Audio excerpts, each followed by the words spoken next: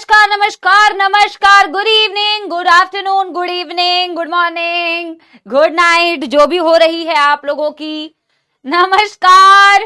क्या मेरे प्यारे प्यारे जग से न्यारे सपोलों को नजर आ रही है आपकी प्यारी प्यारी जग से न्यारी समाप्ति ma'am?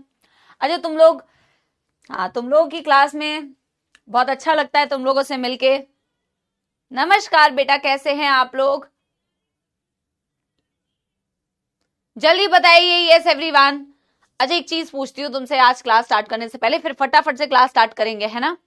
Miss you Sapoli ma'am, I miss you. अच्छा सुनो मेरी बात, सुनो सुनो सुनो मेरी बात। मैं ये बोल रही थी, कभी ऐसा होता है तुम लोग पावर नैप जानते हो क्या होती है पावर नैप? मुझे पता नहीं है पावर नैप की क्या ड्यूरेशन होती है, बट तुम्हारी क्लास से पहले मैंने अभी छोटी सी एक पावर नैप ली है ऑफिस में। बेटा ऑफिस में कोई मुझे ऐसे देखता ना ऑफिस में ऐसी हालत में सोते हुए, तो क्या समझता? देखो कैसे ऑफिस में पता चला कोई राउंड पे आया होता, अलग सर कहते अरे भाई मैम सोई पड़ी है यहाँ। अलग सर कुछ नहीं कहते भाई, क्या पता अलग सर भी कहते चलो भाई मैं भी अपने केबिन में जाता हूँ, एक पावर नैप मैं भी ले लेता हूँ, है ना? 15 मिनट की तुम लोग लेते हो, मैं ऐसी छोटी सी पावर नैप लेके आई हूँ कि बेटा ऐसा मन कर रहा है कि यार थोड़ी देर और सोने को मिल जाता। सोना भाई दोपहर की जो नींद होती है ना बेटा, जहर होती है, जहर। दोपहर की जो नींद होती है वो ऐसी कतई जहर होती है कि मैं क्या बताऊं बेटा, ऐसी नींद आती है, ऐसी नींद आती है। बचपन में ना मम्मी पापा जबरदस्ती सुलाते होते थे कि सो जाओ, खाने के बाद सो जाओ, तब बड़ी इरिटेशन होती थी, यार मम्मी क्या आप ऑल टाइम सोने के लिए बोलते रहते हो यार मम्मी। तब ना बेटा ऐसे अंदर से ना वो हो रही होती थी कि खेलने जाना है, खेलेंगे, क्या सोना सोना। अब ना वो वाली नींद बड़ी याद आती है, बहुत याद आती है, बहुत याद आती है कि यार सोने को मिल जाए। बट एनीवे बेटा आप मुझे सोने नहीं देंगे ताकि बेटा मैं आपको खोने नहीं दूं। वाह वाह वाह वाह वाह। कोई कहेगा बेटा ये पावर नैप का असर है, पावर नैप का, ठीक है? हाँ तो बेटा जी शुरू करेंगे हम विद फुल जोश एंड फुल एनर्जी। बेटा आपकी क्लास में बिल्कुल मैम की बेटा नींद जा चुकी है अब, ठीक है? अब तुमने बेटा बोर किया तो अलग बात है भाई, मैं तो बोर नहीं करूंगी, मैं तो पढ़ाऊंगी मस्त। अब तुम अगर बेटा बोर करोगे तो अलग बात है। शुरू करेंगे आज का बेटा लेक्चर नंबर 5 है आज। हाँ इसमें लेक्चर 5 होना चाहिए थे, गलती से बेटा, गलती से मिस्टेक।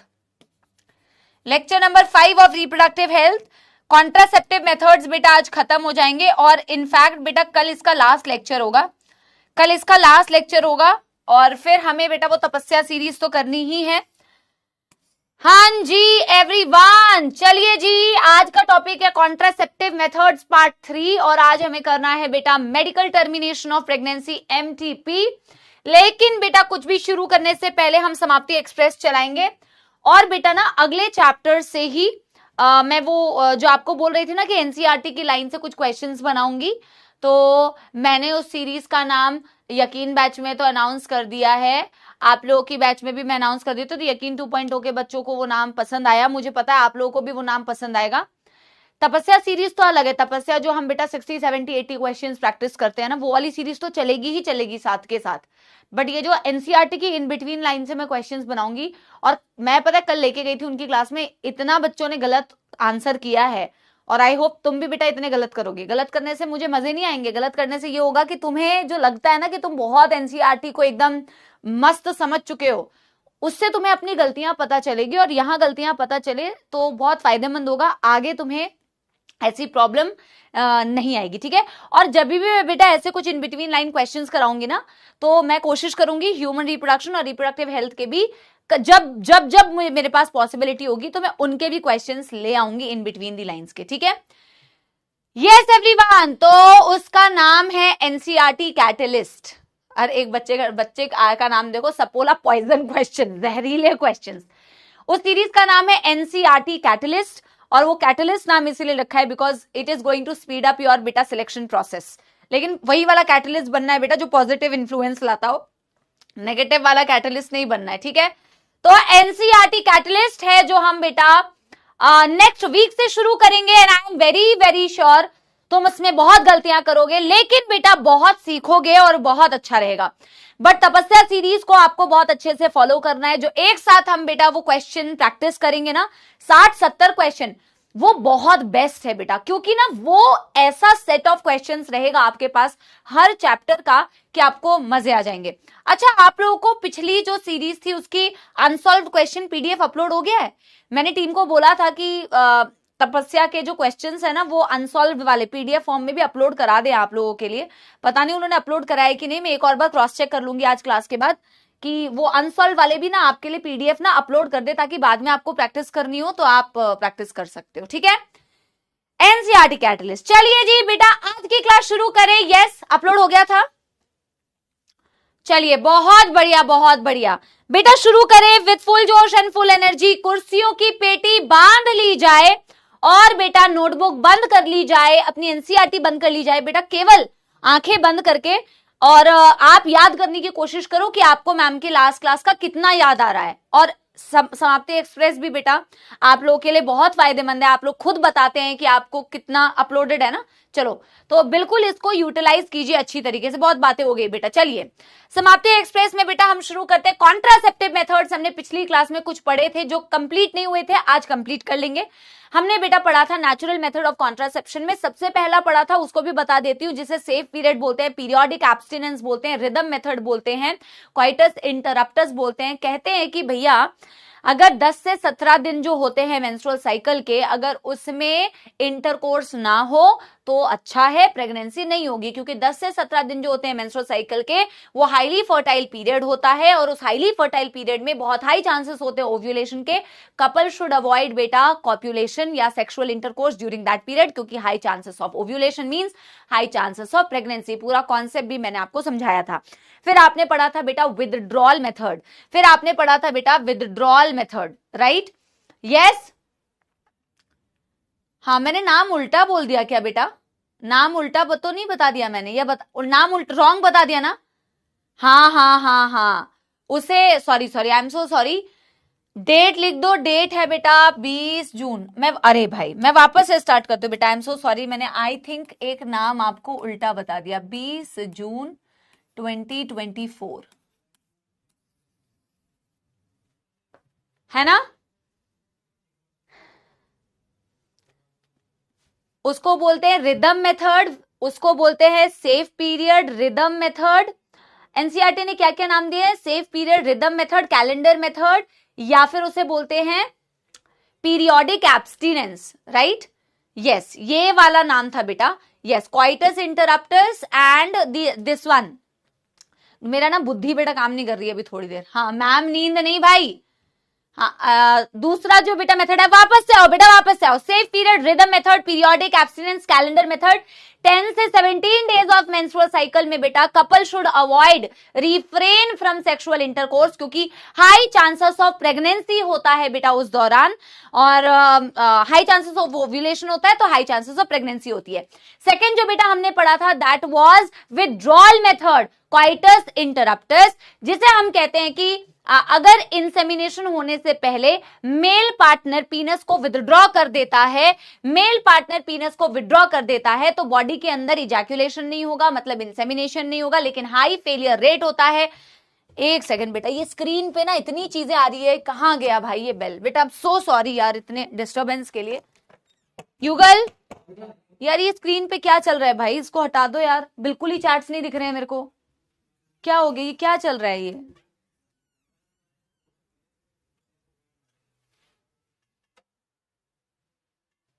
हाँ ठीक है, विथड्रॉल मेथड या फिर बेटा coitus interruptus. Male partner should withdraw the penis before ejaculation, ejaculation नहीं होगी तो बेटा इंसेमिनेशन नहीं होगी तो प्रेगनेंसी नहीं होगी, बट हाई फेलियर रेट होते हैं। फिर हमने पढ़ा लैक्टेशनल एमिनोरिया, लैक्टेशनल मतलब लैक्टेशन के पीरियड में, एमिनोरिया मतलब होता है absence of menstrual cycle. Maximum effective होगा 6 महीने तक। बहुत सारे बच्चे मुझे ना इंस्टाग्राम पे भी पूछ रहे थे और इधर उधर कमेंट्स में भी पूछ रहे थे, मैम बट हमने अपनी मम्मी से पूछा था कि मैम मम्मी ऐसे होता है क्या कि जब ब्रेस्ट फीडिंग हो रही होती है तो मैम पीरियड्स कब आते हैं? तो मैम 2 महीने में बोला, किसी ने मैम 15 दिन में बोला। तो बेटा ये हम एनसीईआरटी के डेटा के अकॉर्डिंग बोलते हैं। मैंने आपसे कहा था थ्योरेटिकल और प्रैक्टिकल में डिफरेंस होता है। आपने जो एनसीईआरटी के अकॉर्डिंग पढ़ा, आपने पढ़ा कि जो ब्रेस्ट फीडिंग मदर होती है उनमें जो होता है प्रोलैक्टिन का लेवल क्योंकि बहुत ज्यादा होता है तो वो जीएनआरएच को इनहिबिट करके रखती है, एफएसएचएलएच को इनहिबिट करके रखती है। तो जिस दरमियान ब्रेस्ट फीडिंग हो रही होती है उस दौरान बेटा ये सब हार्मोन्स क्योंकि दबे हुए हैं तो मेंस्ट्रुअल साइकिल नहीं होती है, मेंस्ट्रुअल साइकिल नहीं चलेगी तो ओव्यूलेशन नहीं होगा। बट ये फीमेल टू फीमेल वेरी कर सकती है बेटा, कोई जरूरी नहीं है कि ये एनसीईआरटी का डेटा है कि अप टू 6 मंथ्स बेटा वो मैक्सिमम इफेक्टिव है, बट जरूरी नहीं है बेटा। कई बार कई फीमेल्स में बेटा विद इन बेटा 20 डेज पीरियड्स आ जाते हैं, कभी 1 महीने के बाद आ जाते हैं, 2 महीने के बाद आ जाते हैं, 2 महीने 2 महीने के बाद आ जाते हैं। लेकिन ये एनसीईआरटी का डेटा है, एनसीईआरटी के डेटा के अकॉर्डिंग ही आपको याद रखना है, ठीक है। थ्योरेटिकल जो है जो आपके पेपर में आएगा जिससे आपका पेपर का क्वेश्चन सही होगा। फिर आपने पढ़ा बेटा बैरियर मेथड ऑफ कॉन्ट्रासेप्शन। अभी तक तो हमने कोई बेटा ऐसे क्या बोलते हैं चीजें इस्तेमाल नहीं की थी प्रेगनेंसी को रोकने के लिए, but barrier method of contraception में आप चीजों का इस्तेमाल कर रहे हैं। नेचुरल मेथड तो बेटा नेचुरल था, बैरियर मेथड में आप पढ़ते हैं बेटा सबसे पहले कॉन्डोम्स के बारे में जो मेल और फीमेल दोनों के लिए अवेलेबल होता है। कॉन्डोम्स बने होते हैं बेटा रबर या थिन लैटेक्स से बने होते हैं, मेल के लिए भी अवेलेबल है, फीमेल के लिए भी अवेलेबल है। मेल के केस में पीनस को कवर कर रहा है, फीमेल के केस में वजाइना को कवर कर रहा है। इसकी सबसे अच्छी बात है कि ना ही ये सिर्फ प्रेगनेंसी को रोकता है बल्कि बेटा ये सेक्सुअली ट्रांसमिटेड डिजीजेस को भी रोकता है, जो टॉप नॉच बेटा इसकी प्रॉपर्टी है। कॉन्डोम्स को रीयूज नहीं किया जा सकता, they are non reusable. Ma'am condoms तो मेल फीमेल दोनों के लिए अवेलेबल होता है। इनफैक्ट फीमेल के लिए बेटा नाम दिया हुआ है फीमेल कॉन्डोम का फेमशील्ड बोलते हैं, ठीक है। एंड बेटा एक पॉपुलर ब्रांड कॉन्डोम का दिया हुआ था निरोध, वो भी आपको याद रखना है जो एनसीईआरटी में दिया हुआ है। Ma'am diaphragm, cervical cap, vaults ये भी मेंशन थे बैरियर मेथड ऑफ कॉन्ट्रासेप्शन में, लेकिन ये फीमेल्स के द्वारा यूज किया जाता है और ये रीयूजेबल होते हैं unlike condoms. Condoms non reusable, but cervical caps, vaults, diaphragm जिनको कवर करने के लिए, जिनको सर्विक्स को कवर करने के लिए बेटा इस्तेमाल किया जाता है टू प्रिवेंट प्रेगनेंसी। क्योंकि बेटा diaphragm, cervical caps and vaults ये सिर्फ और सिर्फ सर्विक्स एरिया तक कवर कर रही है, वजाइना अभी भी एक्सपोज्ड है, तो ये सिर्फ प्रेगनेंसी को रोकती है, ये सेक्सुअली ट्रांसमिटेड डिजीजेस को नहीं रोकती, ठीक है, नहीं रोकती। फिर आपने पढ़ा केमिकल मेथड्स ऑफ कॉन्ट्रासेप्शन, यार कुछ जेलीज के फॉर्म में, फोम टैबलेट्स के फॉर्म में, क्रीम्स के फॉर्म में बेटा केमिकल्स अवेलेबल होते हैं जिनको वजाइना में अप्लाई किया जा सकता है बिफोर सेक्सुअल इंटरकोर्स। लेकिन ये जो केमिकल मेथड्स ऑफ कॉन्ट्रासेप्शन है जो स्पर्मिसाइडल होते हैं, स्पर्मिसाइडल मतलब इनके पास प्रॉपर्टी होती है, ऐसे केमिकल्स होते हैं जो स्पर्म को किल कर सकते हैं। अकेले सिर्फ इनको इस्तेमाल करने से ये इतने इफेक्टिव नहीं होते हैं बेटा, इनको अगर बैरियर मेथड के साथ में यूज किया जाए तो ये काफी इफेक्टिव हो सकते हैं, अकेले इस्तेमाल करने पर ये उतने इफेक्टिव नहीं होते हैं। फिर आपने पढ़ा बेटा intrauterine devices, one of the widely accepted method of contraception in India. या तो आप आईयूडी बोल दो इंट्रायूटेराइन डिवाइस, या तो आप आईयूसीडी बोल दो इंट्रायूटेराइन कॉन्ट्रासेप्टिव डिवाइस। अलग अलग शेप्स में अवेलेबल होते हैं और अलग अलग प्रकार के होते हैं बेटा। स्पेशली अगर किसी भी कपल को बेटा बच्चों के बीच में गैप करना है, 2-3 साल का गैप करना है, तो इंट्रायूटेराइन डिवाइसेस बहुत ही आइडियल मेथड्स होते हैं। लेकिन ये सेल्फ इंसर्टेड नहीं होते, इनको सेल्फ इंसर्ट नहीं किया जाता, इनको हमेशा एक्सपर्ट डॉक्टर्स या नर्सेस की प्रेजेंस में या उनके द्वारा ही फीमेल के यूट्रस में प्लेस किया जाता है, तभी तो बेटा इंट्रायूटेराइन डिवाइसेस हैं। मैम अलग अलग टाइप्स होते हैं इनके, एक होते हैं इनर्ट आईयूडी या नॉन मेडिकेटेड आईयूडी, एक होते हैं कॉपर रिलीजिंग आईयूडी, एक होते हैं हार्मोनल आईयूडी। मैम ने कहा था आईयूडी जो होता है बेटा वो बहुत ज्यादा फेमस। एक बच्ची पूछ रही है टैम्पॉन्स क्या होते हैं, बेटा टैम्पॉन्स अलग चीज होती है। टैम्पॉन्स जैसे आप पीरियड्स में पैड्स यूज करते हो वैसे ही टैम्पॉन्स को पीरियड्स में यूज किया जाता है। So they are a different kind of things which can be use during the female periods menstrual cycle में। एक इस तरीके की बेटा आप गूगल में इमेज सर्च करो, उसे वजाइना में इंसर्ट किया जाता है ताकि पीरियड्स के दौरान, ठीक है, इस तरीके की चीज होती है, तो वो इसमें एक थ्रेड निकला हुआ होता है तो इसे वजाइना में इंसर्ट किया जाता है। ये कोई वो नहीं है, कॉन्ट्रासेप्टिव नहीं है भाई, ठीक है। अच्छा सुनो, सबसे इंपॉर्टेंट है इनके examples. Non medicated IUD, lipase loop आपने पढ़ा था non medicated IUD. Copper releasing IUD में सीयूटी आपने पढ़ा। लेकिन बेटा कॉपर रिलीजिंग आईयूडी में एक बहुत इंपॉर्टेंट एग्जांपल है मल्टीलोड 375, क्योंकि इसके नाम से समझ नहीं आता ये कौन सी कैटेगरी से बिलोंग करता है। सो कॉपर CuT, तो आपको Cu के नाम से जितने भी बेटा आपको मिलेंगे वो यूजुअली कॉपर रिलीजिंग होते हैं, but Multiload 375 is also copper releasing IUD. फिर आपने पढ़ा बेटा हार्मोनल आईयूडी, इसमें आपने पढ़ा प्रोजेस्टासर्ट और LNG-20। LNG का मतलब होता है लेव्यूनॉर्गेस्ट्रॉल 20। इसमें लेव्यूनॉर्गेस्ट्रॉल होता है जो प्रोजेस्टेरॉन का ही एक डेरिवेटिव है, बेसिकली हार्मोन कंटेनिंग होते हैं। आपने नॉन मेडिकेटेड और आपने बेटा कॉपर रिलीजिंग के फंक्शंस भी पढ़े थे। आपने हार्मोनल आईयूडी के सिर्फ फंक्शंस लिखे हुए थे, आज हमें वो फंक्शंस समझने हैं।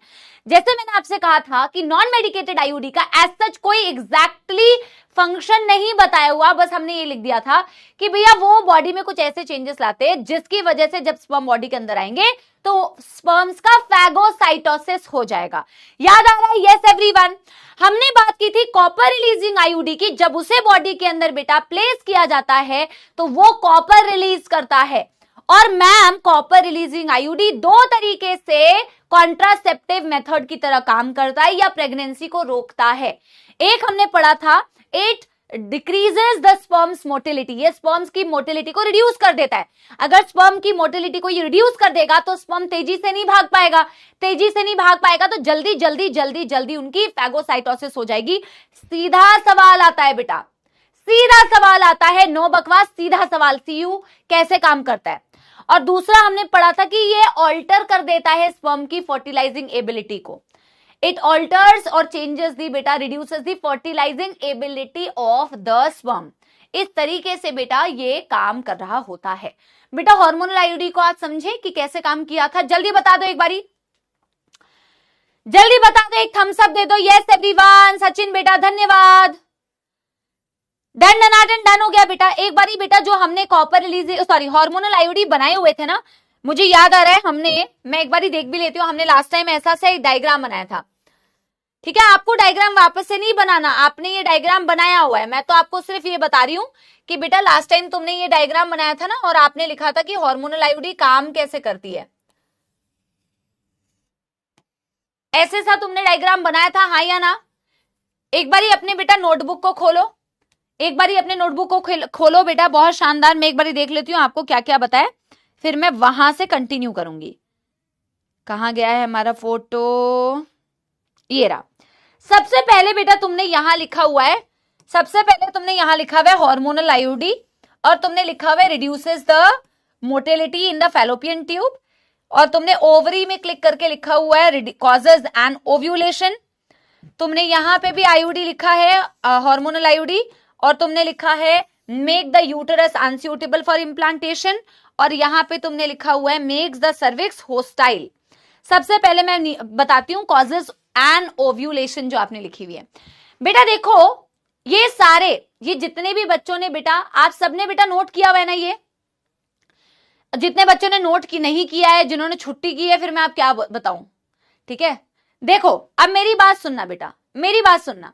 आपने सबसे पहले लिखा है कि इट कॉजेज एन ओव्यूलेशन, ठीक है, इट कॉजेज एन ओव्यूलेशन। आप बेटा बिना ड्राइंग बनाए, बिना सिंपल बेटा भाषा में लिख सकते हो, आपको लोड नहीं है कि मैम ड्राइंग बना के ही करना है क्या? नहीं भाई, ये तो मैंने बना दिया था तुम्हारे लिए। आप सिंपल पॉइंट्स में लिख सकते थे कि it causes an ovulation, it makes the uterus unsuitable for implantation, it reduces the motility of the fallopian tube. हमने ड्रॉ करके देख लिया है, पर करता कैसे है? सवाल ये है मैम, प्रोजेस्टासर्ट हो या फिर लेव्यूनॉर्गेस्ट्रॉल हो, LNG-20 हो, दोनों के पास मैं कह रही हूं कि प्रोजेस्टेरॉन ही है। प्रोजेस्टेरॉन एक हार्मोन है, बट मैम प्रोजेस्टेरॉन तो प्रेगनेंसी कॉज करता है। अगर ये प्रेगनेंसी कॉज करता है तो ये प्रेगनेंसी को रोक कैसे रहा है मैम? इसको एक बारी समझा दो। ठीक है, अब बेटा आपने जो ड्राइंग बनाई हुई है ना, उसी के नीचे आप इस चीज को लिखना स्टार्ट करो। आप उसी के नीचे बेटा इस फ्लो चार्ट को लिखना स्टार्ट करो। आपने कहा कि हार्मोनल आईयूडी हमने ली है, आपने कहा हमने हार्मोनल आईयूडी ली है, हार्मोनल आईयूडी ली है, जिसमें कि मैं कह रही हूं कि भैया कौन सा हार्मोन है? प्रोजेस्टेरॉन। अब आप कह रहे हो मैम प्रोजेस्टेरॉन इतने सारे फंक्शंस कर रहा है, कैसे कर रहा है मैम इतने सारे फंक्शंस? यार बेटा प्रोजेस्टेरॉन जब भी बॉडी के अंदर होता है, देखो बॉडी को ऐसा महसूस हो रहा है कि प्रेगनेंसी हो गई है, बॉडी को महसूस होगा या नहीं बेटा ये बताओ। सीमंता बेटा अभी मैंने उसका मतलब नहीं बताया ना, अभी बताऊंगी, पेशेंस पेशेंस। बताया मैंने होस्टाइल का मतलब। समझाने दोगे मुझे या बकबक बकबक करोगे? क्या कहोगे बताओ? होस्टाइल होस्टाइल लगे पड़े हैं। होस्टाइल बना रहे हो तुम मेरे चैट बॉक्स को। देखो अब ये देखो बेटा, सोनिया कह रही है, मैडम सोनिया कह रही है जगह नहीं है। बेटा जगह नहीं है मेरी, यहाँ पे स्क्रीन पे लिख दे, स्क्रीन पे लिख दे। अरे भाई अगले पेज में लिखना है यार, उसके नीचे मतलब कि अगले पेज में लिख लो यार जहां जगह है। कैसी बेटा बातें करते हो यार। हार्मोनल आईयूडी में है बेटा प्रोजेस्टेरॉन। बॉडी को ऐसा महसूस हो रहा है कि प्रेगनेंसी हो गई है, बट ऐसा कुछ हुआ नहीं है बेटा। जब बॉडी को महसूस होता है कि प्रेगनेंसी हो गई है, आप याद करो बेटा वो टाइम पीरियड मेंस्ट्रुअल साइकिल का, इसलिए मैंने बोला था कि उस चैप्टर से रिलेटेड होता है, बिल्कुल कंसेप्चुअल है। अगर आपको मेंस्ट्रुअल साइकिल समझ में आई है तो आप खुद ये पॉइंट्स को बेटा खुद से रिलेट कर पाओगे, खुद से रिलेट कर पाओगे भाई। प्रोजेस्टेरॉन जब आपके मेंस्ट्रुअल साइकिल में बढ़ा हुआ था तो हम कहते हैं कि उस वक्त में कोई दूसरी फॉलिकल ग्रो नहीं करती है, क्योंकि बॉडी वेट कर रही होती है, ओव्यूलेशन हो चुका होता है, बॉडी वेट कर रही होती है कि भाई अब प्रेगनेंसी हो जाएगी, है कि नहीं। और हमने ये देखा था प्रोजेस्टेरॉन ईस्ट्रोजन मिलके, या फिर सिर्फ प्रोजेस्टेरॉन भी बेटा क्या कर सकता है, नेगेटिव फीडबैक देता है। किसको मैम? मिलके ईस्ट्रोजन के साथ भी ये काम कर सकता है, और खुद अकेले भी बेटा ये सफिशियंट है। ये जीएनआरएच को, एफएसएच को और एलएच को बेटा नेगेटिव फीडबैक देता है। आपको याद आ रहा है?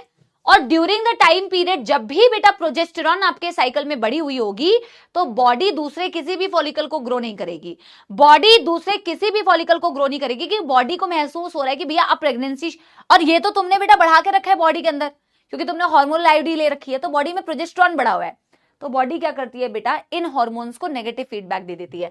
आप मुझे बताओ, अगर इन हार्मोन्स को आप नेगेटिव फीडबैक दोगे, इसका क्या मतलब है? No follicles. मैं उन पॉइंट्स को एक्सप्लेन कर रही हूं जो आपने पिछले दिन लिखे हैं।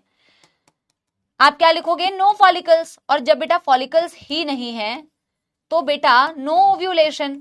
ये बात समझ में आ रही है? इसीलिए आपने बेटा ओवरी में एरो लगा के लिखा हुआ है एन ओव्यूलेशन, यानी कि एब्सेंस ऑफ ओव्यूलेशन। समझ में आया? Very good Siya. Yes absolutely right Mitali. Yes S Dey, Tamanna, Khan, Samaira, Siddhi, Sarang, Pushkar. Very good Shivam. Yes सबको समझ में आई ये वाली बात? कोई फॉलिकल्स तो बेटा इसमें रटना का है, जो पढ़ा है उसी का एप्लीकेशन है। एक दो पॉइंट्स थोड़े एनसीईआरटी में नहीं है, लेकिन आपको याद रखने में बड़ी आसानी होगी। आप याद रखना बेटा, हार्मोनल आईयूडी मतलब कंटिन्यूएशन में फीमेल रिप्रोडक्टिव सिस्टम के पार्ट्स पर एक्ट कर रही है। पहले ओवरी पे एक्ट किया, ओवरी के पास है फैलोपियन ट्यूब, उस पे भी एक्ट किया। फैलोपियन ट्यूब कनेक्टेड है यूट्रस पे, उस पे भी एक्ट किया। यूट्रस का लास्ट पार्ट है सर्विक्स, उस पर भी एक्ट किया। आपको एक भी पॉइंट कभी भी मिस नहीं होगा। आप याद रखो, सबसे पहले ओवरी है, हार्मोनल आईयूडी ओवरी पे भी एक्ट कर सकती है। हार्मोनल आईयूडी उसके अगले पार्ट फैलोपियन ट्यूब पे भी एक्ट कर सकती है। हार्मोनल आईयूडी फैलोपियन ट्यूब के अगले पार्ट यानी कि यूट्रस पे भी एक्ट कर सकती है। हार्मोनल आईयूडी यूट्रस का जो लास्ट पार्ट है सर्विक्स, उस पर भी एक्ट कर सकती है, ताकि वो कॉन्ट्रासेप्टिव मेथड की तरह काम करे। दूसरा आपने लिखा हुआ है बेटा फैलोपियन ट्यूब की मोटिलिटी को कम कर दिया। भाई बॉडी को ऐसा फील हो रहा है कि प्रेगनेंसी हो गई है, जब बॉडी को ऐसा फील हो रहा है प्रेगनेंसी हो गई है, तो फैलोपियन ट्यूब के मैम काम ही नहीं है। फैलोपियन ट्यूब की मोटिलिटी का ज्यादा काम, मोटिलिटी मतलब फैलोपियन ट्यूब कोई चल नहीं रहा है बेटा। पिछली क्लास में बोला था फैलोपियन ट्यूब, किसी बच्चे ने बोला था मैम फैलोपियन ट्यूब चलता है क्या? अरे भाई फैलोपियन ट्यूब के अंदर सीलिया है भाई, सीलिया की मोटिलिटी। फैलोपियन ट्यूब की मोटिलिटी का मतलब ये नहीं है कि वो बेटा पर्स वर्स लगा के मैडम चल दी, फैलोपियन ट्यूब थोड़ी चलती है, उसके पैर लगे हैं क्या बेटा? उसके अंदर सीलिया होती है, उसकी मोटिलिटी की मैं बात कर रही हूँ। सीलिया की मोटिलिटी को रिड्यूस कर देता है हार्मोनल आईयूडी, क्योंकि उसको ऐसा फील हो रहा है कि अब प्रेगनेंसी हो गई है, अब उस मोटिलिटी की जरूरत ही नहीं है, तो उस पर एक्ट करके बेटा उसकी मोटिलिटी को रिड्यूस कर देता है। आपको उसका एक्सप्लेनेशन लिखने की जरूरत नहीं है, ये एनसीईआरटी में भी नहीं दिया हुआ, तो आपने एक छोटा सा पॉइंट लिखा हुआ है, उतना आपके लिए काफी है। फिर आपने बेटा अगला पॉइंट लिखा है, हाँ, make the uterus unsuitable for implantation. और चौथा पॉइंट लिखा हुआ है कि सर्विक्स को होस्टाइल बना देता है फॉर स्पर्म। ऐसा लिखा है कुछ, एग्जैक्टली रीड कर देती हूं। Make the cervix hostile for the sperm लिखा है ना। अब ये जो तुम होस्टाइल लगे पड़े थे, बेटा एक बात बताओ, याद करो वो दिन जिस दिन मैंने तुम्हें पढ़ाया था प्रेगनेंसी ह्यूमन रिप्रोडक्शन में। मैंने कहा था जब प्रेगनेंसी हो जाती है बेटा, बच्चा यूट्रस के अंदर है, अब बेटा बच्चे को प्रोटेक्शन चाहिए ना, बच्चा अनयूजुअल टाइम पे बाहर ना आ जाए। जब बच्चा फुली ग्रोन हो जाता है तब तो बेटा वो सिग्नल्स आते हैं, तब तो बच्चा बाहर आएगा। लेकिन जब तक बच्चे को अभी डेवलपमेंट नहीं हुई, तो आपको याद आ रहा है मैंने कहा था, मैं उसी की एक्सप्लेनेशन दे रही हूं, तो आपने जैसे इसकी एक्सप्लेनेशन लिखी हुई है ना, वैसे ही आप यहाँ पे लिखो कि बेटा फीमेल की जो सर्विक्स होती है, फीमेल की जो सर्विक्स होती है, आपको याद आ रहा है कि जब फीमेल प्रेग्नेंट होती है तो बेटा इसके अंदर सर्वाइकल प्लग बन जाता है म्यूकस का, इसके अंदर सर्वाइकल प्लग बन जाता है म्यूकस का। यस, बहुत सारे बच्चों को याद आ रहा है ये वाली बात, सर्विक्स का प्लग बन जाता है कि भैया, है ना, इसके केस, और वो प्रोजेस्टेरॉन की मदद से ही होता है। Progesterone is a pregnancy hormone. अब यहाँ पे भी तुमने बेटा एक्चुअल प्रेगनेंसी तो नहीं करवाई, लेकिन तुम्हारे पास प्रोजेस्टेरॉन था, तो इस प्रोजेस्टेरॉन ने क्या किया ना बेटा, इस प्रोजेस्टेरॉन ने क्या किया, प्रोजेस्टेरॉन ने इसी म्यूकस को थिक कर दिया, यही तो बेटा थिक होके आगे जाके प्लग बन जाता है। तो ये हार्मोनल आईओडी का जो ये था ना बेटा प्रोजेस्टेरॉन, इसने इस सर्विक्स में म्यूकस को थिक कर दिया, इसने इस म्यूकस को थिक कर दिया। मैम म्यूकस थिक होने से कैसे प्रेगनेंसी रुकेगी मैम, ये भी कोई बात हुई क्या? बिल्कुल बेटा, बिल्कुल बात हुई। कैसे बात हुई बेटा? प्रोजेस्टेरॉन ने इस म्यूकस को थिक किया, प्रोजेस्टेरॉन ने बेटा इस म्यूकस को थिक किया। जब म्यूकस थिक हुआ ना बेटा, स्पर्म्स कैन नॉट एसेंड, हम ये वाली बात लिखते हैं, sperms can not ascend, sperm ऊपर चढ़ नहीं पाते, स्पर्म ऊपर बढ़ नहीं पाते, क्योंकि बेटा यस, नो एंट्री, या very very good, very very good, very nice, very nice. भाई स्पर्म की एंट्री होगी भी ना तो वो मूव नहीं कर पाएंगे, क्योंकि जो मीडियम पतला होना चाहिए था जिसके थ्रू वो आसानी से मूव करके जा रहे थे, अब मैम वो गाढ़ा हो गया, अब वो थिक हो गया मैम। इसीलिए तो होस्टाइल, होस्टाइल का मतलब होता है अनफेवरेबल। जैसे तुम में से कई सारे लोग अनफेवरेबल बना देते हैं, हमारे चैट सेक्शन को होस्टाइल बना देते हैं बेटा। ऐसा मन ही नहीं करता कि तुम्हारी चैट सेक्शन को हम खोल के देखें लेक्चर के बाद, पर हम देखते हैं, क्योंकि आप लोगों में से बहुत बच्चे होते हैं जो अच्छे अच्छे कमेंट्स करते हैं या लेक्चर के बारे में कमेंट्स करते हैं, ना कि ये कि मोनिका तुम कहाँ हो, चिंटू तुम कहाँ हो, चिंटू तुमने क्या किया, खाना खा लिया कि नहीं, वो वाली बातों को छोड़ के। समझ रहे हो मेरी बात? यस, होस्टाइल का मतलब होता है अनफेवरेबल। तो बेटा जी होस्टाइल जहां लिखा हुआ है वहां लिख दीजिए अनफेवरेबल, लिख दीजिए अनफेवरेबल, तो बना देती है ये अनफेवरेबल। बेटा ये वाली बात भी समझ में आ गई। अब हम देखते हैं मैम यूट्रस को कैसे अनसूटेबल बनाया फॉर इम्प्लांटेशन। यूट्रस को भी अनसूटेबल बनाती है इम्प्लांटेशन के लिए। अरे भाइयों और बहनों, भाइयों और बहनों, फॉलिकल्स ही नहीं है, इसी फ्लो चार्ट में मैं बता देती हूँ, फॉलिकल से ही तो क्या आता है, ईस्ट्रोजन। जब फॉलिकल्स ही नहीं है तो ईस्ट्रोजन ही नहीं है, तो एंडोमेट्रियम कैसी होगी बेटा, थिन।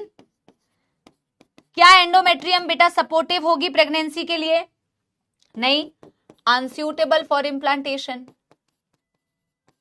Unsuitable for implantation.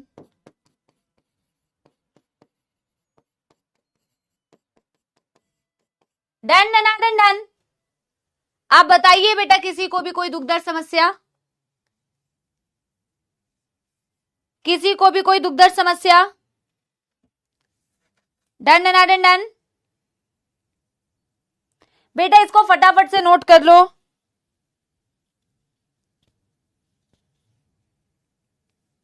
इसको फटाफट से नोट कर लो सारे बच्चे।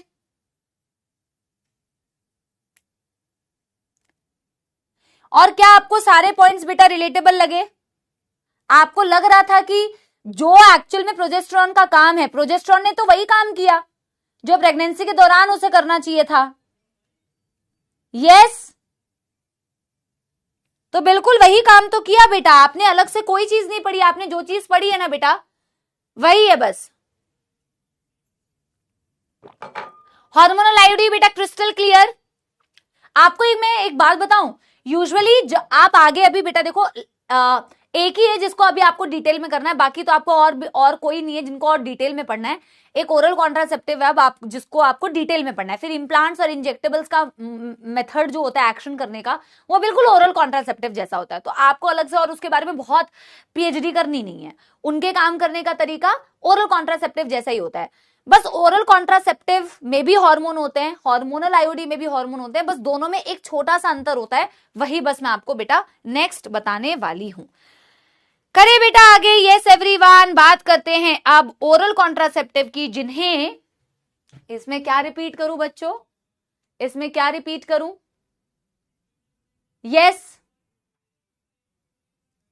बेटा देखो, जो आप क्या बोलते हैं, कहां गया भाई, इसकी एनसीईआरटी की रीडिंग हमने करी थी क्या? इसकी एनसीईआरटी की रीडिंग करी थी क्या? करूं मैं इसकी एनसीईआरटी की रीडिंग? यस इसकी एनसीईआरटी की रीडिंग मेरे ख्याल में हमने नहीं की थी। इसकी एक बार एनसीईआरटी की रीडिंग करती हूं, फिर बेटा मैं क्या बताऊंगी आपको, ओरल कॉन्ट्रासेप्टिव्स। ठीक है, पहले एक बार एनसीईआरटी की रीडिंग कर लेते हैं। आईयूडी की एनसीईआरटी की रीडिंग कर देते हैं, आईयूडी की एनसीईआरटी की रीडिंग कर लेते हैं। ठीक है, another effective and popular method is the use of intrauterine devices. These devices are inserted by doctors or expert nurses in the uterus through vagina.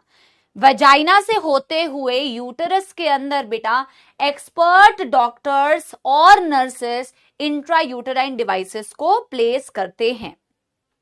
These intrauterine devices are presently available as non-medicated IUD. बोला कि intrauterine devices presently किस किस form में available है? Non medicated IUD, example Lippes loop, copper releasing IUD, example बेटा CUT, CU7, multiload 375, and hormone releasing IUD progestasert LNG20। ठीक है, IUDs increases phagocytosis of sperm within the uterus. एक बहुत ही इंपॉर्टेंट लाइन ओवरऑल आईयूडी के लिए कहा गया है, ओवरऑल आईयूडी के लिए कहा गया है कि ये स्पर्म की फैगोसाइटोसिस करवाते हैं यूटरस के अंदर, ओवरऑल आईयूडी के लिए कहा गया है। फिर कॉपर के बारे में क्या कहा गया है, एक बार देखो बेटा, copper ion released suppresses the sperm motility and the fertilising capacity of the sperm. Copper ion specifically sperm की मोटिलिटी को रिड्यूस करते हैं और उनकी फर्टिलाइजिंग एबिलिटी को भी रिड्यूस करते हैं। The hormone releasing IUDs in addition make the uterus unsuitable for implantation and the cervix hostile for the sperm. इसमें दिया नहीं हुआ है बेटा कि एनोव्यूलेशन कॉज करते हैं या आपकी फैलोपियन ट्यूब की मोटिलिटी को कम कर देते हैं, बट हमने पढ़ा कि कैसे करते हैं, तो हमने सारे फंक्शंस लिखे हुए हैं। ठीक है, इसमें सिर्फ ये लिखा हुआ है सर्विक्स को होस्टाइल बनाते हैं स्पर्म्स के लिए और अनसूटेबल बना देते हैं यूट्रस को इम्प्लांटेशन के लिए। तो आपको बेटा ये वाले पॉइंट्स याद रखने हैं क्योंकि एनसीईआरटी वाले हैं। ठीक है, IUDs are ideal contraceptive for females, for females कहां गया भाई, IUDs are ideal contraceptive for females who want to delay pregnancy or space children. बच्चों के बीच में बेटा अगर गैप क्रिएट करना है तो आईयूडी बेस्ट कॉन्ट्रासेप्टिव मेथड है। It is one of the widely accepted method of contraception in India. Statement based questions बनते हैं एनसीईआरटी की लाइन से, आजकल बहुत ज्यादा आने लग गए हैं स्टेटमेंट बेस्ड क्वेश्चंस, तो एनसीईआरटी की लाइंस को कृपया करके बहुत धीरे अच्छे से पढ़े, धीरे बोल रही हूँ। नॉन मेडिकेटेड आईयूडी का मतलब कोई स्पेसिफिक उसमें से सामान नहीं निकल रहा है। हार्मोनल आईयूडी से जैसे हार्मोन निकल रहा है, कॉपर रिलीजिंग से जैसे कॉपर निकल रहा है, नॉन मेडिकेटेड या इनर्ट आईयूडी में ऐसा स्पेसिफिकली उसमें से कुछ रिलीज हो रहा है ऐसा मेंशन नहीं है, इसीलिए उसका नाम नॉन मेडिकेटेड आईयूडी है। नेक्स्ट बेटा जो हमें कॉन्ट्रासेप्टिव पढ़ना है जो कि बहुत पॉपुलर है, जिसके बारे में आप लोगों ने भी शायद काफी सुना होगा, इन्हें बोला जाता है oral contraceptives, popularly known as pills. Oral का मतलब ही समझ में आ रहा है जो टैबलेट्स खाई जाएं, जो टैबलेट्स के फॉर्म में अवेलेबल हो, जो टैबलेट्स के फॉर्म में अवेलेबल हो। ठीक है, यस बेटा देखो, कॉपर रिलीजिंग आईयूडी जैसे ले रहा है कोई फीमेल, तो उसमें नॉर्मल पीरियड्स चल रहे हैं, पीरियड्स तो चल ही रहे हैं, उनका बेटा पीरियड से कोई लेना देना ही नहीं है। इनफैक्ट आप कई जगह पे पढ़ोगे जो copper releasing IUD females use करी उनमें हैवी ब्लीडिंग भी होने लगती है, काफी ज्यादा हैवी ब्लीडिंग भी होती है। Hormonal IUD does not cause menstrual cycle, but इसको मैं एक बार ही रीचेक कर लूंगी। बट कॉपर रिलीजिंग आईयूडी या इनर्ट आईयूडी जो फीमेल्स लेती हैं उनमें नॉर्मल पीरियड्स चलते हैं। इनफैक्ट नॉर्मल क्या, बहुत हैवी ब्लीडिंग भी होती है, हैवी ब्लीडिंग भी होती है। Hormonal IUD should not cause menstrual cycle, but exactly मैं आपको ये कमेंट में ना पिन करा दूंगी, ठीक है। बट कॉपर रिलीजिंग या अदर क्या बोलते हैं इनर्ट आईयूडी नॉर्मल मेंसेस चलेंगे, क्योंकि उनका बेटा बॉडी से कोई लेना देना नहीं है। Hormonal should not cause, but I will pin the answer once I will confirm it, okay, ठीक है। चलिए हो गया। अरे भाई अब कुछ भी पूछ रहे हो यार, कुछ भी पूछते हो फिर उल्टा पुल्टा। ओरल कॉन्ट्रासेप्टिव्स को बेटा क्या बोला जाता है? Oral contraceptives are popularly known as pills. बेटा ये तो तुमने सुने भी होंगे ना, are popularly known as pill. और बेटा बॉडी के मैकेनिज्म जो मैंने आपको बोला ना कि कॉपर रिलीजिंग आईयूडी बल्कि जो फीमेल्स लेती है उनमें तो हैवी ब्लीडिंग होने लगती है, हैवी ब्लीडिंग होती है, ठीक है। और बॉडी में सोचो ना, तुम कोई भी ऐसे सामान लेके आ रहे हो जो बॉडी की नॉर्मल पेनफुल भी हो जाता है, इनफैक्ट स्पॉटिंग दिखने लगती है कि इन बिटवीन मेंस्ट्रुअल साइकिल भी पीरियड्स आ रहे हैं, तो बॉडी में सिस्टम में जब भी कोई छेड़छाड़ करते हो तो ऑब्वियसली बेटा एबनॉर्मेलिटीज तो आती ही हैं, नॉर्मल चीजों से अलग चीजें, है ना। Yes yes.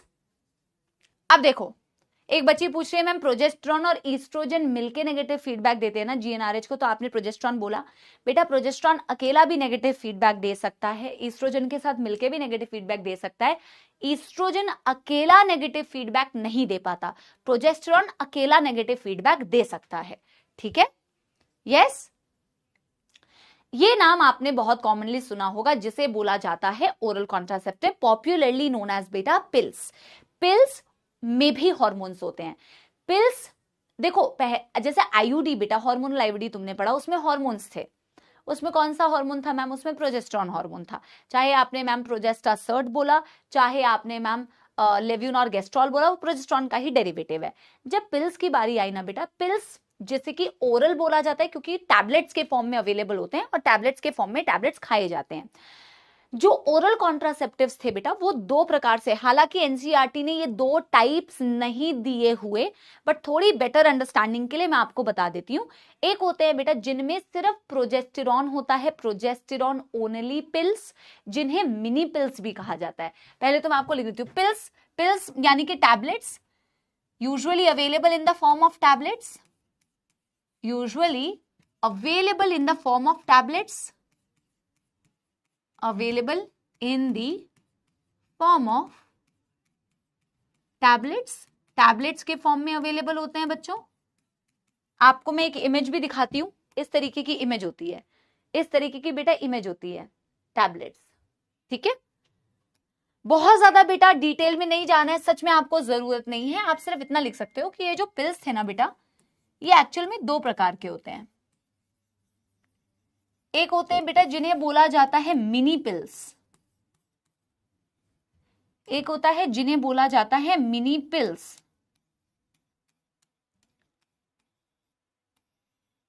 और एक होती है बेटा जिन्हें बोला जाता है कंबाइंड पिल्स। लेकिन ऐसा क्लासिफिकेशन एनसीईआरटी का नहीं है, हम बहुत ज्यादा एनसीईआरटी के बियॉन्ड जाएंगे भी नहीं, हम कोशिश करेंगे कि एनसीईआरटी की लाइंस को ही बेटर तरीके से समझें और लिखें, ठीक है। मिनी पिल्स जैसे कि मैं आपको बता रही हूं बेटा, फॉर एग्जाम्पल पीओपी, इसे बोला जाता है प्रोजेस्टेरॉन ओनली पिल्स। जैसे जैसे बेटा हार्मोनल आईयूडी आया ना जिसमें सिर्फ प्रोजेस्टेरॉन था, वैसे ही ये वाली पिल्स होती थी प्रोजेस्टेरॉन ओनली पिल्स। तो ये काम भी बिल्कुल उसी तरीके से करती थी जैसे आपकी हार्मोनल आईयूडी काम कर रही है, क्योंकि इनमें भी क्या है बेटा, इनमें भी प्रोजेस्टेरॉन है। चाहे आप बेटा आईयूडी के फॉर्म में ले रहे हो हार्मोन, या फिर आप पिल्स के फॉर्म में ले रहे हो, आप ले क्या रहे हो? आप प्रोजेस्टेरॉन ले रहे हो। जब आप प्रोजेस्टेरॉन ले रहे हो तो प्रोजेस्टेरॉन वैसा ही काम करेगा बेटा। यस, प्रोजेस्टेरॉन वैसा ही काम करेगा। आपको मेरी बात समझ में आ रही है? इसे बोलते हैं बेटा progesterone only pills, mini pills. जब प्रोजेस्टेरॉन ओनली पिल्स है इसका मतलब ही है ना बेटा ओनली प्रोजेस्टेरॉन। लेकिन बेटा इनसे बेटर पिल्स आए, और इनसे बेटर पिल्स को बोला जाता है कंबाइंड पिल्स। आपको कंबाइंड पिल्स का फायदा भी अभी मैं बताऊंगी। कंबाइंड पिल्स जो होती हैं बेटा, इनमें प्रोजेस्टेरॉन ईस्ट्रोजन का कॉम्बिनेशन होता है। जब आपको नाम में दिख रहा है कंबाइंड, तो ऑब्वियसली बात है बेटा combined pills have progesterone plus oestrogen combination. Progesterone plus oestrogen combination, तभी तो कंबाइन पिल्स हैं, इनका कॉम्बिनेशन होता है। बेटा देखो अभी मैं ना ओरल कॉन्ट्रासेप्टिव में ही आपको बताऊंगी सहेली के बारे में भी। सहेली को कैसे खाया जाता है, सहेली को कैसे खाया जाता है, मतलब उसका डोजेज क्या है, उसका वर्किंग क्या है, वो अलग होता है in oral contraceptive normal contraceptive से। बेटा ये तो स्टेरॉइड्स है ना, ये तो प्रोजेस्टेरॉन है, ईस्ट्रोजन, वो तो नॉन स्टेरॉइडल है, आपने पढ़ा था ना नॉन स्टेरॉइडल होती है, उसमें सेंट क्रोमान नाम का एक केमिकल होता है, वो नॉन स्टेरॉइडल होते हैं, उसमें ऐसे कोई हार्मोन्स नहीं है, और इसीलिए उसके काम करने का मेथड भी अलग होता है। ये तो स्टेरॉइडल पिल्स हैं, इनका डोजेज अलग है, इनकी वर्किंग अलग है। एक बार ही समझते हैं बेटा ओरल कॉन्ट्रासेप्टिव को कैसे खाया जाता है। और आप ध्यान में रखना, यूजुअली मैं आपको ये कंबाइंड पिल्स के बारे में बता रही हूँ जिनके पास प्रोजेस्टेरॉन ईस्ट्रोजन का कॉम्बिनेशन होता है, काम कैसे करती है ये मैं आपको अभी समझाऊंगी। जल्दी जल्दी कर लो बेटा, डन डन डन डन कर लो, डन डन डन कर लो बेटा, डन डन डन। इनके डोजेज से भी बेटा बहुत ज्यादा क्वेश्चंस आते हैं कि कैसे कैसे ओरल कॉन्ट्रासेप्टिव पिल्स को खाया जाता है, ठीक है।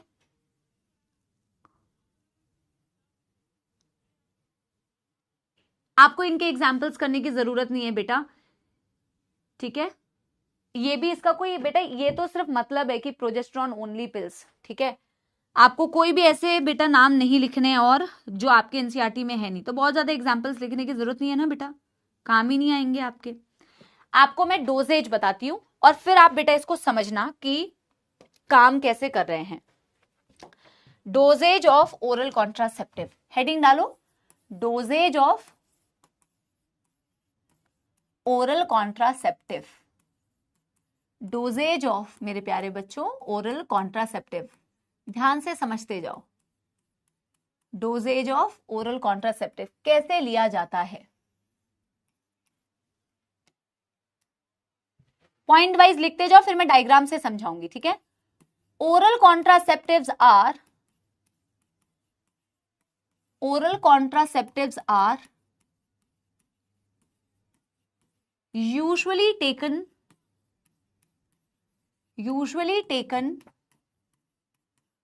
for 21 days, ध्यान देना, usually taken for 21 days starting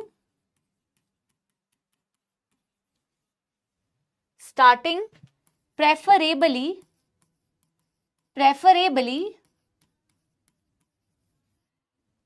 from day 1 to 5 of menstrual cycle and after a gap of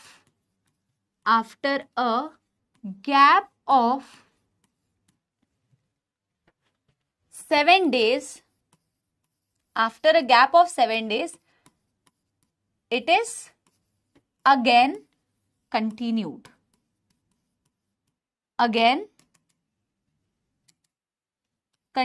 अरे भाई, अगेन कंटिन्यूड, पहले ये लिख लो, फिर डायग्राम बना के बेटा, टैबलेट्स का डायग्राम बना के इसे समझेंगे। In the 7 days gap,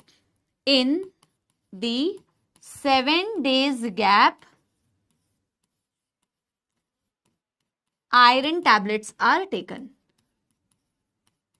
Iron tablets are taken. Iron tablets are taken. ठीक है।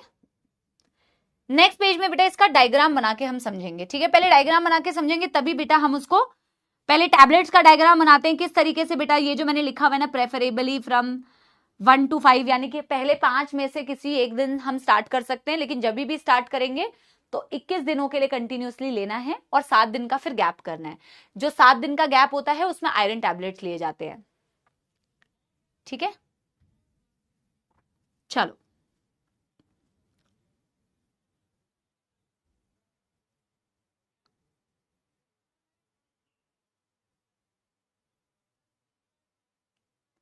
डन डन डन डन, सारे बच्चों ने कर लिया बेटा। ये नॉर्मल ओरल कॉन्ट्रासेप्टिव के डोजेज है बेटा, साइड इफेक्ट्स होंगे, सबके साइड इफेक्ट्स होते हैं बेटा। अभी मैं आपको ओरल कॉन्ट्रासेप्टिव सारे कॉन्ट्रासेप्टिव मेथड्स के साइड इफेक्ट्स बताऊंगी। लॉन्ग टर्म में तो बेटा हो सकता है कि अगर बहुत ज्यादा फीमेल्स ऐसे कॉन्ट्रासेप्टिव यूज करती है ना, तो हार्मोनल को इतना उल्टा नीचे करने पे बहुत सारे साइड इफेक्ट्स दिखते हैं। लास्ट में लिखेंगे हम इस चीज को, ठीक है। एक डायग्राम बनाते हैं बेटा, आप नॉर्मल लैंडस्केप में पोर्ट्रेट में बना सकते हैं। आपको बेटा कॉपी को टेढ़ा मेढ़ा करने की जरूरत नहीं है, आप नॉर्मल एक ऐसा सा डायग्राम बनाइए। पेंसिल से बनाना, अगर मिटाने की जरूरत पड़े तो आप मिटा पाओ, ऐसा नहीं है कि मैम बना लिया अब क्या करें, ठीक है। टैबलेट्स बनाते हैं, एक टैबलेट, 2 3 4 5 6 7 8 9 10 11 12 13 14 15 16 17 18 19 20 21 टैबलेट्स मैंने बनाई हैं, ठीक है। एक टैबलेट, 2 3 4 5 6 7 8 9 10 11 12 13 14 21 20 19 18 17 16 15। और फिर मैं बनाती हूँ आयरन टैबलेट्स, 2 3 4 5 6 7। इस तरीके का ही बेटा कॉन्ट्रासेप्टिव दिखता है, इस तरीके का ही बेटा ओरल कॉन्ट्रासेप्टिव पिल जो है वो दिखता है। अभी समझना बेटा, यस अभी समझना बेटा किस तरीके से इसे लिया जाता है। हमने लिखा है ओरल कॉन्ट्रासेप्टिव को आप डे 1 से 5 ऑफ मेंस्ट्रुअल साइकिल में किसी भी एक दिन चालू कर सकते हैं। इजी कैलकुलेशंस के लिए हम डे 5 से चालू करेंगे। बोला प्रेफरेबल होता है कि पहले 5 दिन जो हैं मेंस्ट्रुअल साइकिल के, पहले 5 दिन में से किसी एक दिन बेटा आप इसको ले सकते हैं, preferably with in first 5 days of menstrual cycle. लेकिन जब भी आपने लिया तो आप टैबलेट्स को कंटिन्यूअसली लेंगे 21 दिनों के लिए।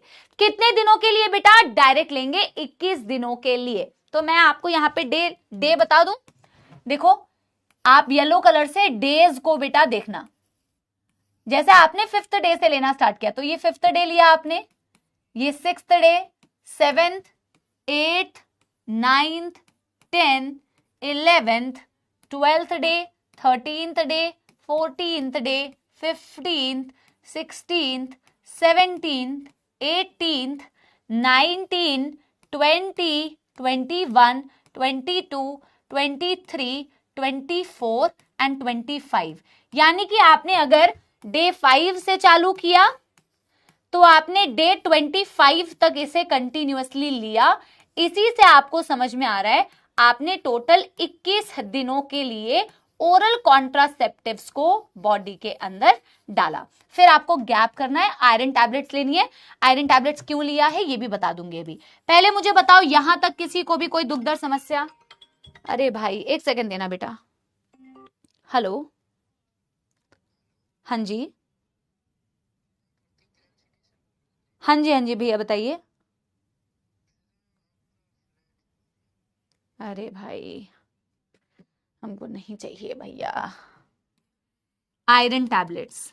आई डोंट थिंक यहां तक बेटा किसी को भी बेटा कोई तकलीफ होगी। यहां तक बेटा आप लोगों को क्लियर है कॉन्सेप्ट्स? यस क्लियर है बेटा? यस। अब हमें देखना है कि मैम ये कॉन्ट्रासेप्टिव पिल्स जो आपने डे 5 से, देखो डे 1 पे भी ले सकते थे, 2 पे भी ले सकते थे, 3 पे भी ले सकते थे, मैंने 5th डे से लिया। अगर बेटा 5th डे से लिया तो 5th डे से मुझे 21 दिनों के लिए लेना है तो मैम डे 25 तक तो लेना पड़ेगा, हाँ या ना? डे 25 तक लेना पड़ेगा।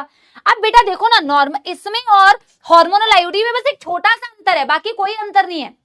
और मैं आपको एक बात बताऊं, सीधा क्वेश्चन आता है आपसे तो इसकी वर्किंग पूछी भी नहीं जाती। आपसे एक तो इसका डोज पूछा जाएगा कि कब से लेना चालू किया, कितने दिन तक लिया, ये सब पूछेंगे और डायरेक्ट पूछेंगे कि बताओ इसकी वर्किंग बता दो। इसके पीछे का कॉन्सेप्ट तो एनसीईआरटी ने वैसे भी नहीं बताया है, मैं आपको बता दे रही हूं जितना आपके काम का है, ठीक है ना?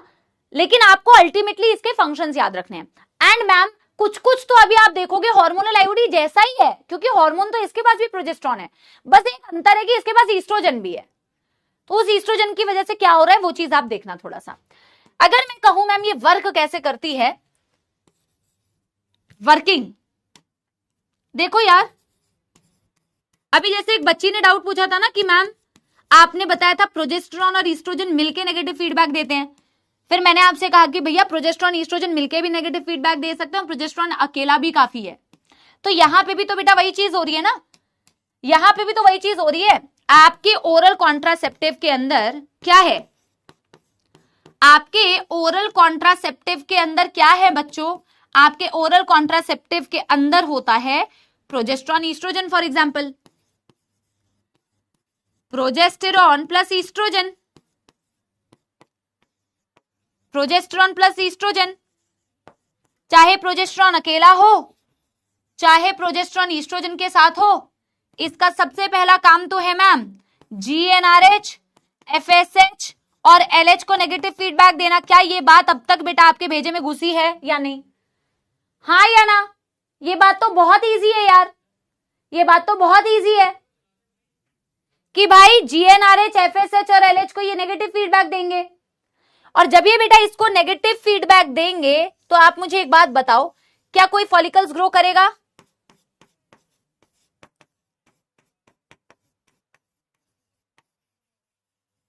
और जब फॉलिकल्स नहीं होगा तो क्या ओव्यूलेशन होगा? ये वाला पॉइंट ओरल कॉन्ट्रासेप्टिव के लिए बहुत ज्यादा इंपॉर्टेंट पॉइंट है। आपने अभी देखा था ना बेटा, आपने अभी देखा था ना कि हार्मोनल आईओडी में तो ये वाला पॉइंट लिखा भी नहीं हुआ था, नो ओव्यूलेशन वाला। नो ओव्यूलेशन का मतलब होता है एन ओव्यूलेशन। ओरल कॉन्ट्रासेप्टिव के लिए इन्होंने ये पॉइंट लिखा हुआ है, ओरल कॉन्ट्रासेप्टिव के लिए भाई इन्होंने ये पॉइंट लिखा हुआ है बेटा, ओरल कॉन्ट्रासेप्टिव के लिए इन्होंने ये पॉइंट लिखा हुआ है, तो ये बहुत इंपॉर्टेंट है। युगल यहां का बेल कहां है, और एक गर्म पानी भिजवा दो यार, इसका बेल कहां गया है, बेल ही नहीं है। यस जल्दी पढ़ाओ थोड़ा। रिवांश बेटा, रिवांश अग्निहोत्री, आप कृपया करके क्लास छोड़ के चले जाइए, जल्दी जल्दी पढ़ लीजिए, 2 महीने में बेटा नीट दे दीजिए और मेडिकल कॉलेज में पहुंच जाइए, यहां पे तो यही स्पीड चलेगी। हाँ ओरल कॉन्ट्रासेप्टिव्स बेटा जो सहेली होती है वो सहेली कभी भी एन ओव्यूलेशन कॉज नहीं करती, इसीलिए ये पॉइंट यहां पे बहुत इंपॉर्टेंट है। नॉर्मल ओरल कॉन्ट्रासेप्टिव्स जो स्टेरॉइडल होती है वो एन ओव्यूलेशन कर सकती है, लेकिन बेटा सहेली जो कि नॉन स्टेरॉइडल है वो एन ओव्यूलेशन कभी भी नहीं करती, वो ओव्यूलेशन को कभी भी नहीं रुकती। यस यस यहां तक बेटा आप लोगों ने कर लिया है, यहां तक आप लोगों ने कर लिया है। Yes done done done done. आगे बढ़े फिर, ओव्यूलेशन तो हुआ नहीं, जैसे मैम सर्वाइकल म्यूकस की थिकनिंग हुई थी, यहां पे भी सर्वाइकल म्यूकस की थिकनिंग होगी, तो नंबर 1 तो एन ओव्यूलेशन कॉज किया वर्किंग में, वर्किंग ऑफ पिल में नंबर 1 तो एन ओव्यूलेशन कॉज किया। नंबर 2 लिखते हैं सर्वाइकल म्यूकस की थिकनिंग होगी। Number two thickening of cervical mucus, क्योंकि प्रोजेस्टेरॉन है अपने पास, thickening of cervical mucus.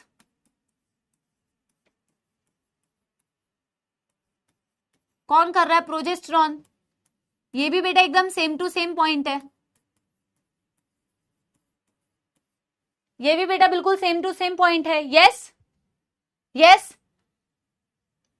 Steroidal और नॉन स्टेरॉइडल क्या होता है? अरे भाई आपने 11th में केमिकल कंट्रोल एंड कोऑर्डिनेशन नाम का एक चैप्टर पढ़ा था, और आपने पढ़े थे वहां पे कुछ हार्मोन्स होते हैं जो स्टेरॉइडल होते हैं, स्टेरॉइड्स होते हैं, उनका स्ट्रक्चर अलग होता है, कुछ प्रोटीनिशियस होते हैं, प्रोटीन होते हैं, अमीनो एसिड्स के बने होते हैं। तो ये जो प्रोजेस्टेरॉन ईस्ट्रोजन है ये स्टेरॉइडल हार्मोन्स है ना बेटा।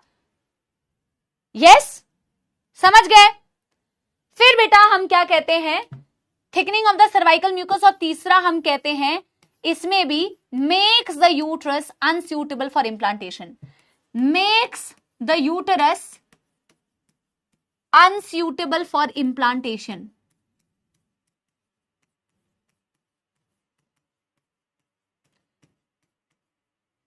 Unsuitable for implantation. अभी देखना बेटा यहां पे क्या हो रहा है, ये एक लास्ट पॉइंट समझाऊंगी, फिर बेटा ये खत्म हो जाएगा, फिर सहेली के बारे में बताऊंगी, ठीक है? अरे रिबांश कोई नहीं बेटा, लेकिन ऐसे कमेंट्स क्यों करने होते हैं बताओ? पढ़ सकते हो ना आराम से, जल्दी पढ़ाओ धीरे पढ़ाओ, क्या होता है बेटा, ट्रेन छूट रही है क्या हमारी? हाँ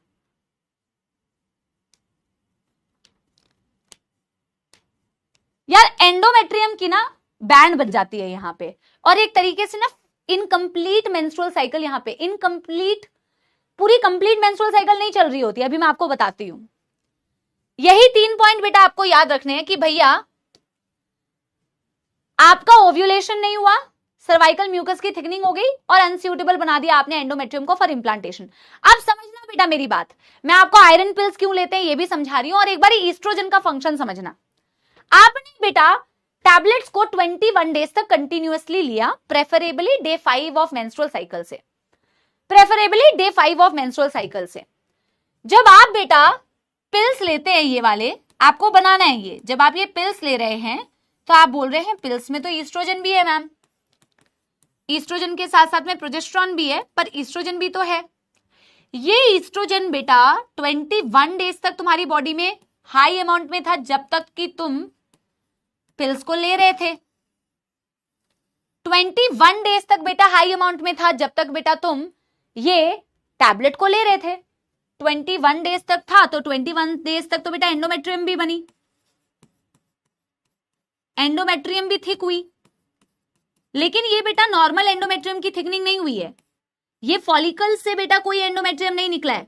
याद रखो, फॉलिकल्स तो है ही नहीं, फॉलिकल्स है ही नहीं तो ओव्यूलेशन हुआ ही नहीं, और ओव्यूलेशन भी तो बेटा मेंस्ट्रुअल साइकिल का एक बहुत इंपॉर्टेंट फेज होता है, ovulatory phase.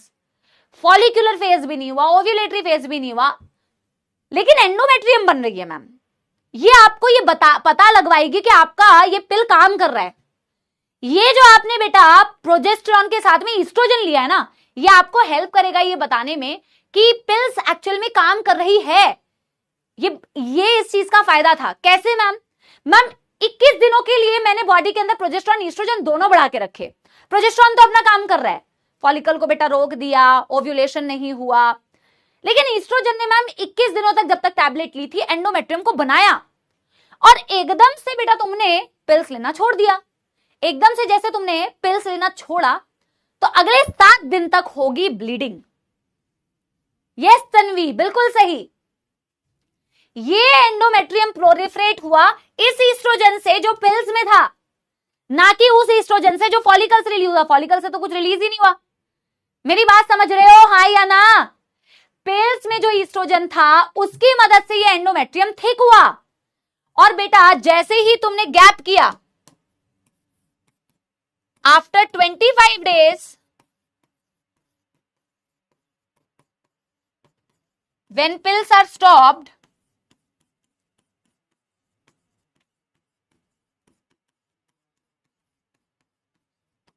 this endometrium breakdown।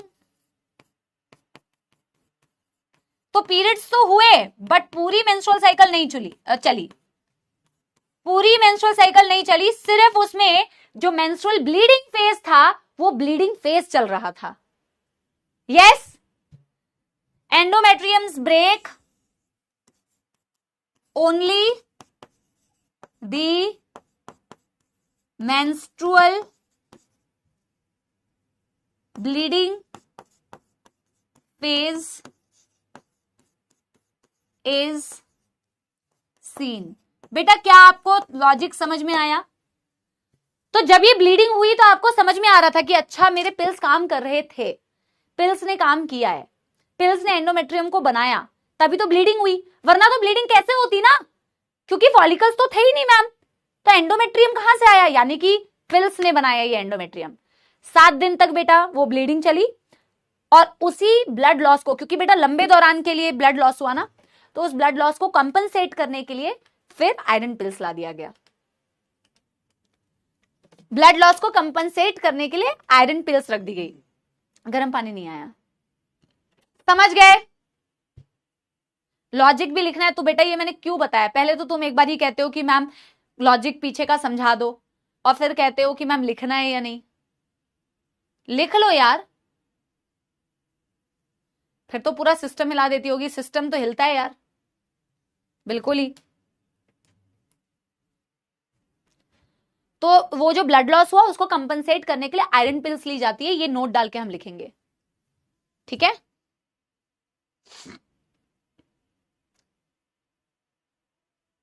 हाँ sorry after 21 days, sorry my bad for 21 days.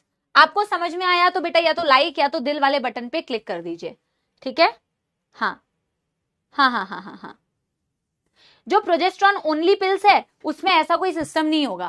Progesterone only pills में तो सिर्फ प्रोजेस्ट्रॉन है, तो प्रोजेस्ट्रॉन जो जो काम कर सकता है बेटा प्रोजेस्ट्रॉन से वो काम करेगा। जहां ईस्ट्रोजन का कॉन्सेप्ट आता है ना बेटा, जहां पिल्स में ईस्ट्रोजन है उसमें ये वाला कॉन्सेप्ट आएगा, ठीक है। फॉल्स नहीं बोलोगे, मतलब फॉल्स ब्लीडिंग तो नहीं है, ब्लीडिंग तो असली हो रही है। मेंस्ट्रुअल साइकिल कंप्लीट नहीं दिख रही है आपको, मेंस्ट्रुअल साइकिल का एक पर्टिकुलर फेज नजर आ रहा है तुम्हें फीमेल के अंदर, ठीक है। तो बोलते हैं कई फीमेल्स, मतलब जो बेटा इतना पीछे का लॉजिक नहीं जानते, पीछे की इतनी कॉन्सेप्ट नहीं जानते, वो तो सिंपली बोलते हैं हाँ मेंस्ट्रुअल साइकिल चल रही है मेरी, मेंस्ट्रुअल साइकिल चल रही है मेरी, वो तो यही वाली बात बोलेंगे ना। तो एक नोट डाल के लिखें। अब बेटा यहां से भी देख लो ना, यानी तुमने इस दिन से जब बेटा टैबलेट लेना चालू किया, यहां से टैबलेट लेते गए, जब तक तुमने टैबलेट ली, इन पूरे दौरान बेटा तुमने अपनी एंडोमेट्रियम को बना के रखा। इस पूरे बेटा दौरान तुमने अपने एंडोमेट्रियम की थिकनिंग कराई, और जैसे ही तुमने बेटा टैबलेट लेना छोड़ा, जैसे ही बेटा तुमने टैबलेट लेना छोड़ा, इमीडिएटली मेंस्ट्रुअल ब्लीडिंग हुई। ये जो 7 तुमने टैबलेट लिए, यहीं पे लिख दो ना, यहीं पे लिख दो compensates the blood loss, compensates the blood loss. तो अच्छा टैबलेट बनाया ना बेटा, कि ऐसे कॉन्ट्रासेप्टिव बना दिया है कि जो तुम्हारी हैवी ब्लीडिंग हो रही है ना उसको भी कंपनसेट कर पाओगे। लेकिन सहेली ऐसा कोई काम नहीं करती। सहेली कैसा काम करती है, क्या एनसीईआरटी ने बताया है? नहीं बेटा, एनसीईआरटी इतनी भी अच्छी नहीं है कि एनसीईआरटी सारी चीजें बता दे। बट क्या एनसीईआरटी सहेली को छू के निकल गई है? यस बेटा, एनसीईआरटी सहेली के नाम को डिस्क्राइब करती है, तो उसकी वर्किंग को भी बेटा हमें समझना पड़ेगा। उसका डोजेज भी एनसीईआरटी ने लिखा हुआ है, तो उसको भी समझना पड़ेगा। उसे इतनी मेहनत से बेटा 21 दिन तक लेना नहीं पड़ता, वो वंस इन अ वीक पिल होती है, ये भी अच्छी बात है, सप्ताह में 1 दिन, ठीक है।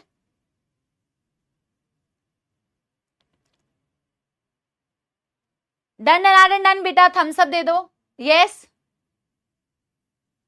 एन ओव्यूलेशन का मतलब होता है एब्सेंस ऑफ ओव्यूलेशन बेटा, ध्यान से नहीं सुनते हो। एन ओव्यूलेशन मतलब एब्सेंस ऑफ ओव्यूलेशन बेटा। चलो अब लिखते हैं बेटा सहेली के बारे में। जितना काम का है बट बस उतना ही। जैसा कि आप सबको सहेली के बारे में पता है, अ न्यू ओरल कॉन्ट्रासेप्टिव, काफी अब तो पुरानी हो चुकी है लेकिन एनसीईआरटी ऐसे ही देती है। New oral contraceptive developed by yes, developed by CDRI Lucknow. बेटा बिल्कुल स्पून फीडिंग की आदत होगी है क्या?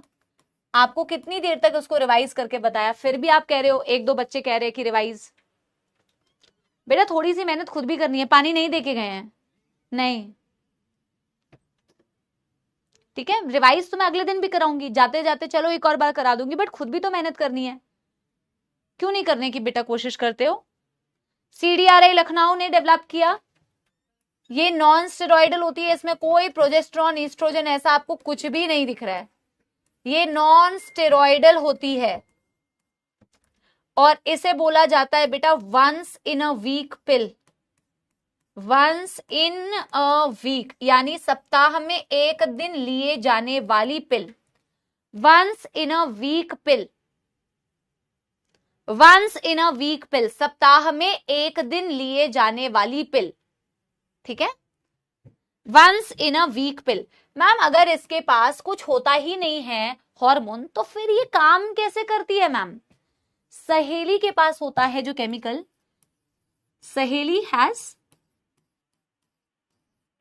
केमिकल कॉल्ड, बेटा ये अतिरिक्त ज्ञान है, लिख दे रही हूं, इसकी वर्किंग तो मुझे तुम्हें बतानी पड़ेगी ना, फिर तो तुम बेटा, नहीं तो दिमाग में तुम्हारे रह ही जाएगा कि मैम काम कैसे करती है, काम कैसे करती है, भले ही एनसीईआरटी ने दिया नहीं है बट तुम्हारे दिमाग में तो रहेगा ना कि काम करती कैसे है, तो छोटा सा डेमो तुम्हें बताना पड़ेगा।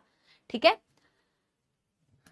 सहेली है सेंट क्रोमान बेटा, केमिकल का नाम होता है सेंट क्रोमान।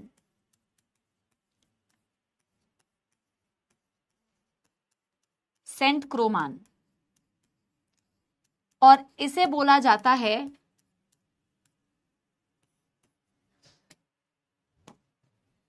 नोन एज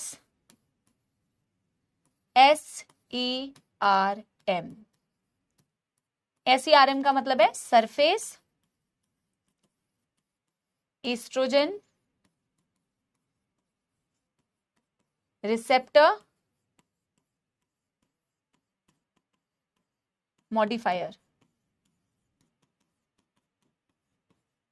सबसे जो खास बात बेटा पूछी जाती है, सबसे जो पहले बेटा खास बात पूछी जाती है कि क्या ये ओव्यूलेशन को रोकती है, तो बेटा ये बिल्कुल भी ओव्यूलेशन को नहीं रोकती। ये सबसे इंपॉर्टेंट बात, क्योंकि नॉर्मल ओरल कॉन्ट्रासेप्टिव के केस में बेटा बोला जाता है कि नॉर्मल ओरल कॉन्ट्रासेप्टिव्स बेटा आपके ओव्यूलेशन को रोकती है बट आपकी सहेली ओव्यूलेशन को नहीं रोकती। इससे बोला जाता है सरफेस ईस्ट्रोजन रिसेप्टर मॉडिफायर या मॉड्यूलेटर।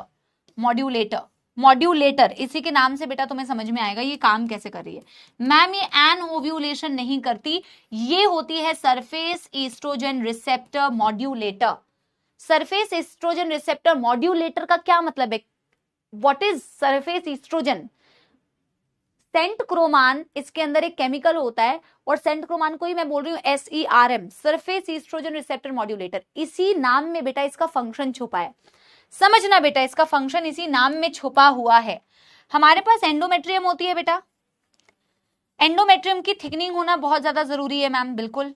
एंडोमेट्रियम अगर हमारा थिकनिंग नहीं होगी तो मैम प्रेगनेंसी को सपोर्ट करने के लिए वॉल ही अगर नहीं रहेगी, तो प्रेगनेंसी को सपोर्ट करने के लिए वॉल नहीं रहेगी तो इम्प्लांटेशन कैसे होगा मैम, आगे प्रेगनेंसी कैसे कंटिन्यू होगी। और मैम हमें एक चीज बहुत अच्छे से पता है, ये बनाना है बेटा इससे पहले कि आप मुझसे पूछो। मैम हमें बहुत अच्छे से पता है कि हमारे एंडोमेट्रियम में होते हैं receptors.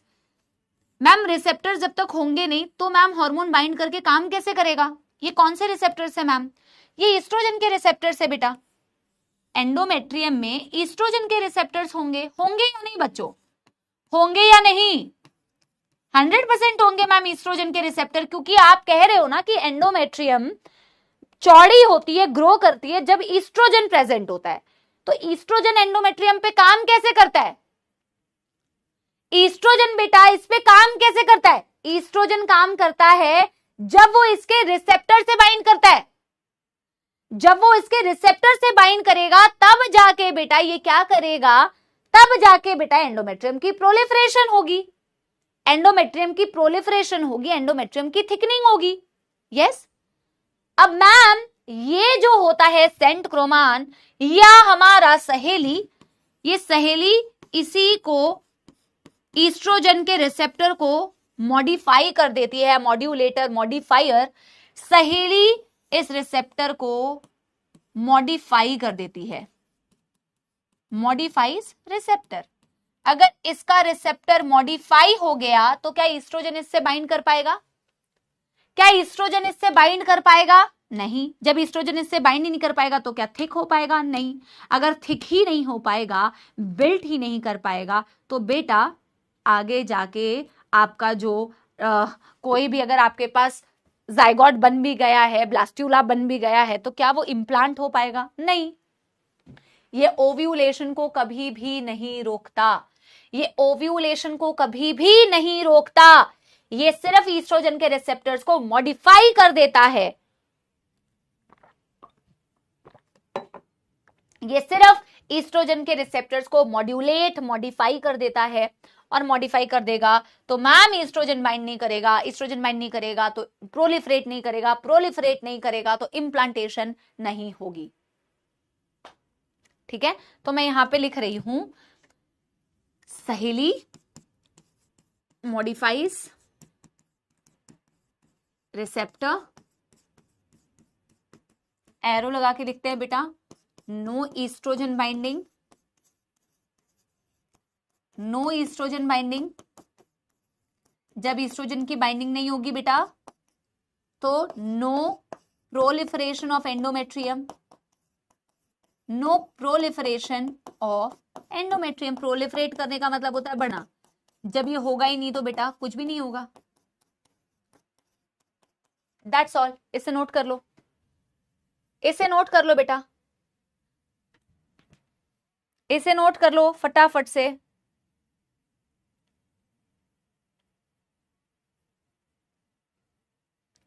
Done done done done कर लो बेटा, फटाफट से फटाफट से फटाफट से।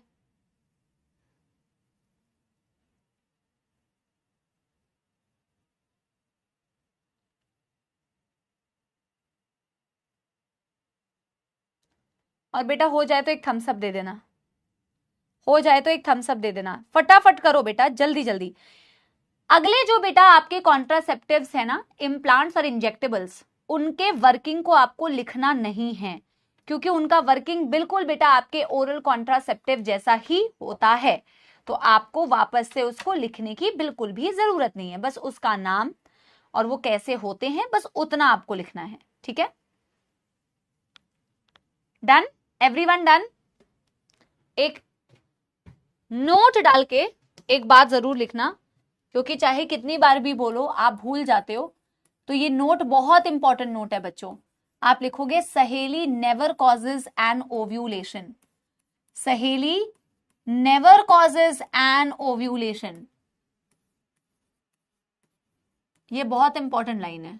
नेवर कॉजेज एन ओव्यूलेशन, इसकी प्रेजेंस में ओव्यूलेशन कभी भी नहीं रुकता है, नेवर कॉजेज एन ओव्यूलेशन। ठीक है, सर्जिकल मेथड्स तो बाद की बात है बेटा, उससे पहले हमें पढ़ना है implants and injectables, implants and injectable, ये भी कॉन्ट्रासेप्टिव्स होते हैं बेटा, इम्प्लांट्स एंड इंजेक्टेबल्स भी कॉन्ट्रासेप्टिव्स होते हैं, इम्प्लांट्स एंड इंजेक्टेबल्स भी कॉन्ट्रासेप्टिव होते हैं। नंबर इसका क्या है बेटा, मेरे को भूल गया है। ठीक है, यस सिमंता, प्रोलिफरेशन का मतलब पूछ रही है, ह्यूमन रिप्रोडक्शन पढ़ के आ जा बेटा, ह्यूमन रिप्रोडक्शन बिना पढ़े तू यहाँ पे आई है, इसलिए प्रोलिफरेशन का मतलब पूछ रही है, और प्रोलिफरेशन का मतलब बताया भी मैंने, बताने के बाद भी तू वापस से वही वाली चीज पूछ रही है। एक देखो शिवम कह रहा है आयरन टैबलेट क्यों ली जाती है, बेटा मन किया था उसका इसलिए आयरन टैबलेट ले रही है, नहीं तो नहीं लेती। ठीक है, नंबर 6 है तो नंबर 6 लिखो। मतलब यार कितना भी पढ़ा लो, कितनी भी आप 10 बार रिपीट कर लो, पर पढ़ते नहीं है, पढ़ना नहीं है, बस सोचते हैं टाइम पास करके सिलेक्शन हो जाएगा, ऐसे सिलेक्शन होता है।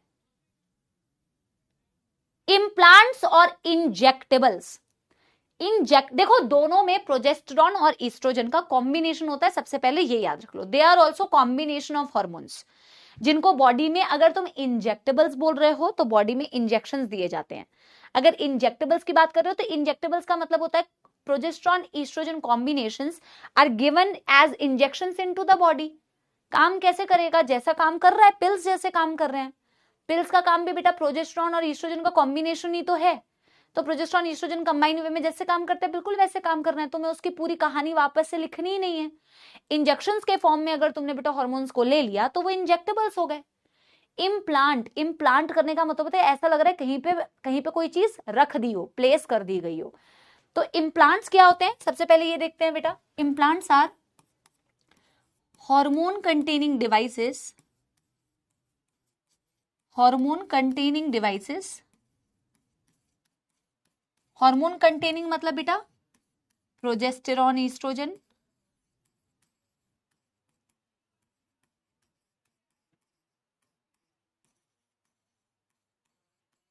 Progesterone plus oestrogen, hormone containing devices placed subdermally, ये बहुत इंपॉर्टेंट बात है बेटा, सबडर्मली। सबडर्मली का मतलब होता है बिलो द स्किन, सब मतलब बिलो, डर्म यानी कि स्किन के नीचे, सबडर्मली मतलब below the skin, below the skin, in a fan shaped manner, in a fan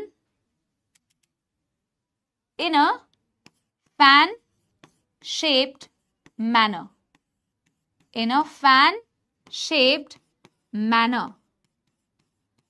to release hormone slowly.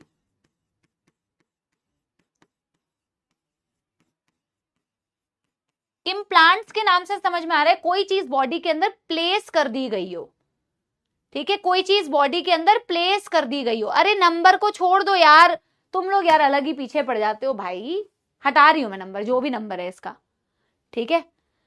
अगर तुम बेटा एक इम्प्लांट का एग्जाम्पल देखो जो एनसीईआरटी ने कहा हुआ है, एक ऐसी बेटा सिलिकॉन कैप्सूल बनाई है, माचिस की तिल्ली जैसी दिखती है ना बेटा, माचिस की तिल्ली वैसे साइज की होती है। एक एनसीईआरटी ने भी डायग्राम बनाया हुआ है। अच्छा एक चीज सॉरी, प्रोजेस्ट्रॉन ईस्ट्रोजन कॉम्बिनेशन या फिर प्रोजेस्ट्रॉन, इसका कॉम्बिनेशन भी हो सकता है, सिर्फ प्रोजेस्ट्रॉन भी हो सकता है, प्रोजेस्ट्रॉन ईस्ट्रोजन कॉम्बिनेशन या फिर प्रोजेस्ट्रॉन भी हो सकता है, और ठीक है, प्रोजेस्ट्रॉन ईस्ट्रोजन कॉम्बिनेशन भी हो सकता है या प्रोजेस्ट्रॉन भी हो सकता है। तो मैम ऐसे ना जैसे माचिस की तिल्ली दिखती है ना, बिल्कुल माचिस की तिल्ली के जैसा ही दिख रहा होता है, जैसे मैंने ये बनाया हुआ है। एनसीईआरटी ने ये फिगर बनाया भी हुआ है बेटा, इसे एनसीईआरटी ने पता नहीं लेबल किया है या नहीं, एनसीईआरटी ने पता नहीं इसे लेबल किया है कि नहीं, बट इसे बोला जाता है नॉर प्लांट, इसे बोला जाता है Norplant. It is an example of बेटा implant, this figure is a implant जिसे बोलते हैं नॉर प्लांट। ये नॉर प्लांट, ये ऐसे 6 सिलिकॉन कैप्सूल्स होते हैं इसके अंदर, 6 सिलिकॉन कैप्सूल्स होते हैं बेटा इसके अंदर, और ये रिलीज कर रहा होता है प्रोजेस्टेरॉन। आप अगर देखोगे ना बेटा, जैसे ये स्किन के नीचे लगाया, जैसे आर्म के नीचे लगाया, समझना, जैसे ये स्किन के नीचे बेटा, जैसे आपके अंडर आर्म है, अंडर आर्म के स्किन के नीचे ऐसे, और आपको दिखेगा भी, बाहर से भी ऐसा फील होगा कि कुछ तो बॉडी के अंदर प्लेस किया गया है। तो ये 6 ऐसे सिलिकॉन कैप्सूल्स होते हैं जो नॉरप्लांट मैंने बताया हुआ है, और धीरे धीरे ये ऐसे हार्मोन कंटेनिंग डिवाइसेस हैं जिन्हें सबडर्मली यानी स्किन के नीचे रखा जाता है, और ये बेटा धीरे धीरे धीरे धीरे हार्मोन्स रिलीज करते हैं। प्रोजेस्ट्रॉन ईस्ट्रोजन के कॉम्बिनेशन में भी हो सकते हैं या फिर प्रोजेस्ट्रॉन ओनली, प्रोजेस्ट्रॉन अलोन भी हो सकते हैं। और फैन शेप मैनर, आप चाइनीज फैन देखते हैं ना, तो चाइनीज फैन का कैसा शेप होता है, चाइनीज फैन जैसी दिखती है ना बेटा, वैसे ही फैन शेप मैनर में इसे बॉडी में प्लेस किया जाता है, और ये धीरे धीरे धीरे धीरे हार्मोन्स रिलीज करती है।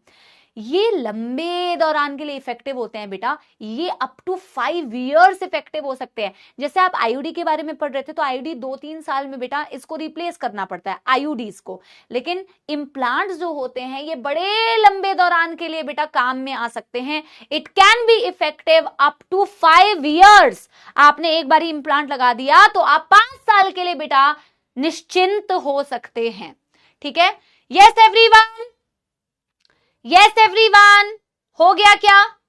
मोड ऑफ एक्शन लिखने की जरूरत नहीं है, आप ऐसे लिखो बस एक लाइन में, इफेक्टिव अप टू 5 इयर्स, पहले ये लिखो इफेक्टिव अप टू 5 इयर्स, भाई 5 साल तक इफेक्टिव हो सकते हैं। एंड बेटा एक चीज और लिखो कि mode of action is similar to pills, mode of action is similar to pills, that's all. इसको फटाफट करो बेटा। इंजेक्टेबल्स के बारे में तो बस एक लाइन लिखनी है, जैसे तुमने इम्प्लांट्स डिवाइसेस के फॉर्म में बेटा प्रोजेस्ट्रॉन ईस्ट्रोजन को लिया बॉडी के अंदर, या प्रोजेस्ट्रॉन को लिया, इंजेक्टेबल इंजेक्शंस के फॉर्म में ले रहे हो। इंजेक्टेबल्स का मतलब है इंजेक्शंस के फॉर्म में आप बेटा अगर प्रोजेस्ट्रॉन ईस्ट्रोजन कॉम्बिनेशन ले रहे हो, those are injectable, those are injectables, that's all. And injectable का भी मैम वर्किंग जो होता है, it is similar to the oral contraceptives या पिल्स। जल्दी जल्दी जल्दी,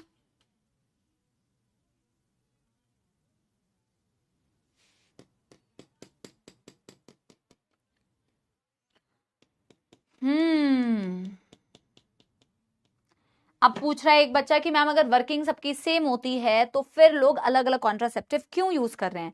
एक तो सबकी बेटा इफेक्टिवनेस अलग अलग होती है, कौन किस चीज के लिए बेटा कॉन्ट्रासेप्टिव यूज करना चाहते हैं उस पर्पस के अकॉर्डिंग बेटा वो कॉन्ट्रासेप्टिव यूज करेगा। आईयूडी तो बेटा अगर किसी को सिर्फ 2-3 साल का गैप चाहिए तो आईयूडी के लिए जाएगा ना यार, वो इम्प्लांट और इंजेक्टेबल्स क्यों यूज करेगा? इंजेक्टेबल्स तो खैर इंजेक्शन है, इम्प्लांट्स जो कि 5-5 साल के लिए बेटा प्रेगनेंसी को रोक सकते हैं, वो इम्प्लांट्स कभी यूज ही नहीं करेगा। प्लस बेटा प्रोसेस कितना कॉस्टली है, प्रोसेस में कितना आसान है प्रोसेस को करना, पेन कितना है, मल्टीपल फैक्टर्स को बेटा कंसीडर करके कोई भी कपल कोई भी पर्टिकुलर कॉन्ट्रासेप्टिव मेथड को यूज करते हैं, उसके ऊपर डिपेंड करता है ना यार। ठीक है, इंजेक्टेबल्स के बारे में बेटा एक बार लिखा जाए, इसी के आगे बेटा एक लाइन में आप लिखो, इंजेक्टेबल्स आर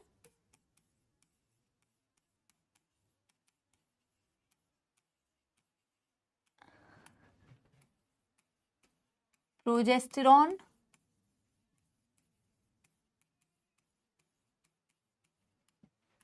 और प्रोजेस्टेरॉन ईस्ट्रोजन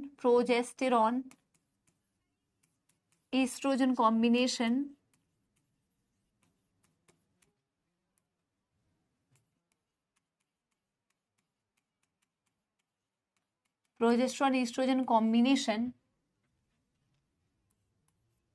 given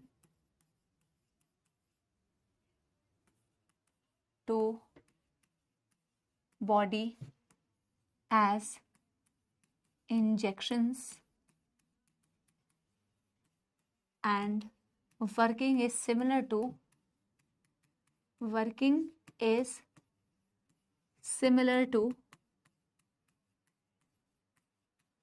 pills या oral contraceptives।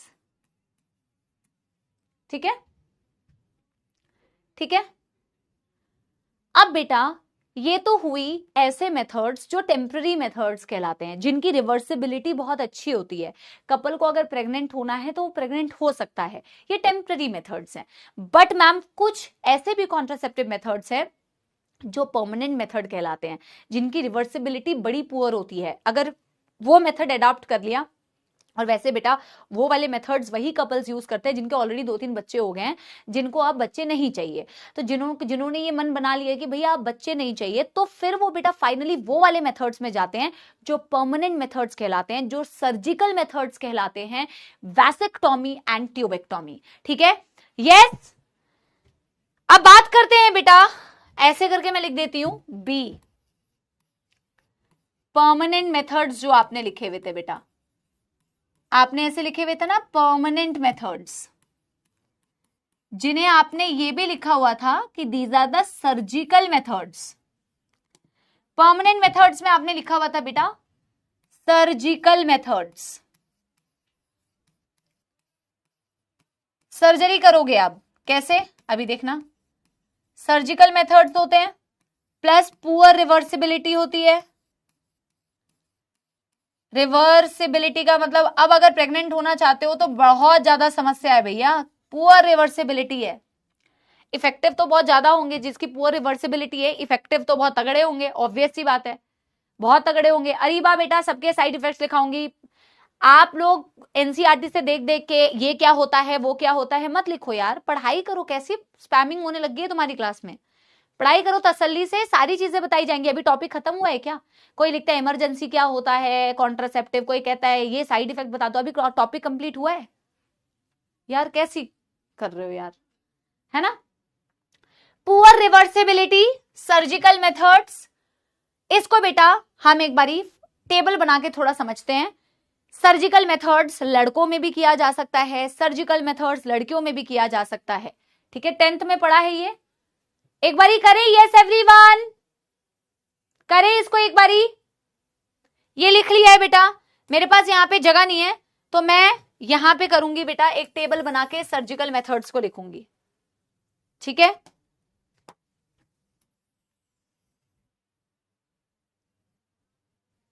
चलो इस साइड में लिखते हैं बेटा वैसेक्टॉमी,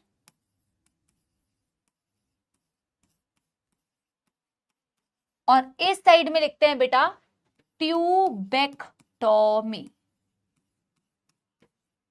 ट्यूबेक्टॉमी आपको वैसे इसके नाम से ही अर्थ समझ में आ रहा होगा, हाफ पेज में हो जाएगा, हाफ पेज में हो जाएगा।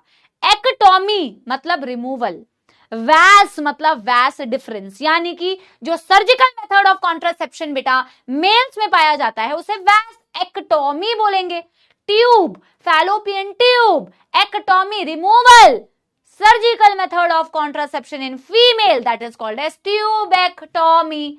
यानी कि यहां पे मैं कह सकती हूं surgical method of contraception, surgical method of contraception in males, and यहां पे मैं कह सकती हूं बेटा surgical method of contraception in female, surgical method of contraception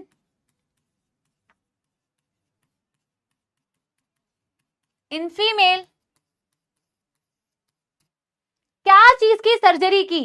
अरे नहीं भैया प्रियंका, वैज डिफरेंस को पूरा काट के हटा थोड़ी देते हैं, कट करके टाई कर देते हैं ये बोलते हैं। देखो क्या किया इसमें, एक छोटा सा कट लगाया जाता है, एनसीईआरटी का डायग्राम भी दिखाऊंगी, मेल के स्क्रोटम के थ्रू, क्योंकि आपको स्क्रोटम से ही बेटा पहुंच पाओगे, तो छोटा सा, ऐसा नहीं है पूरा स्क्रोटम खोल के निकाल दिया।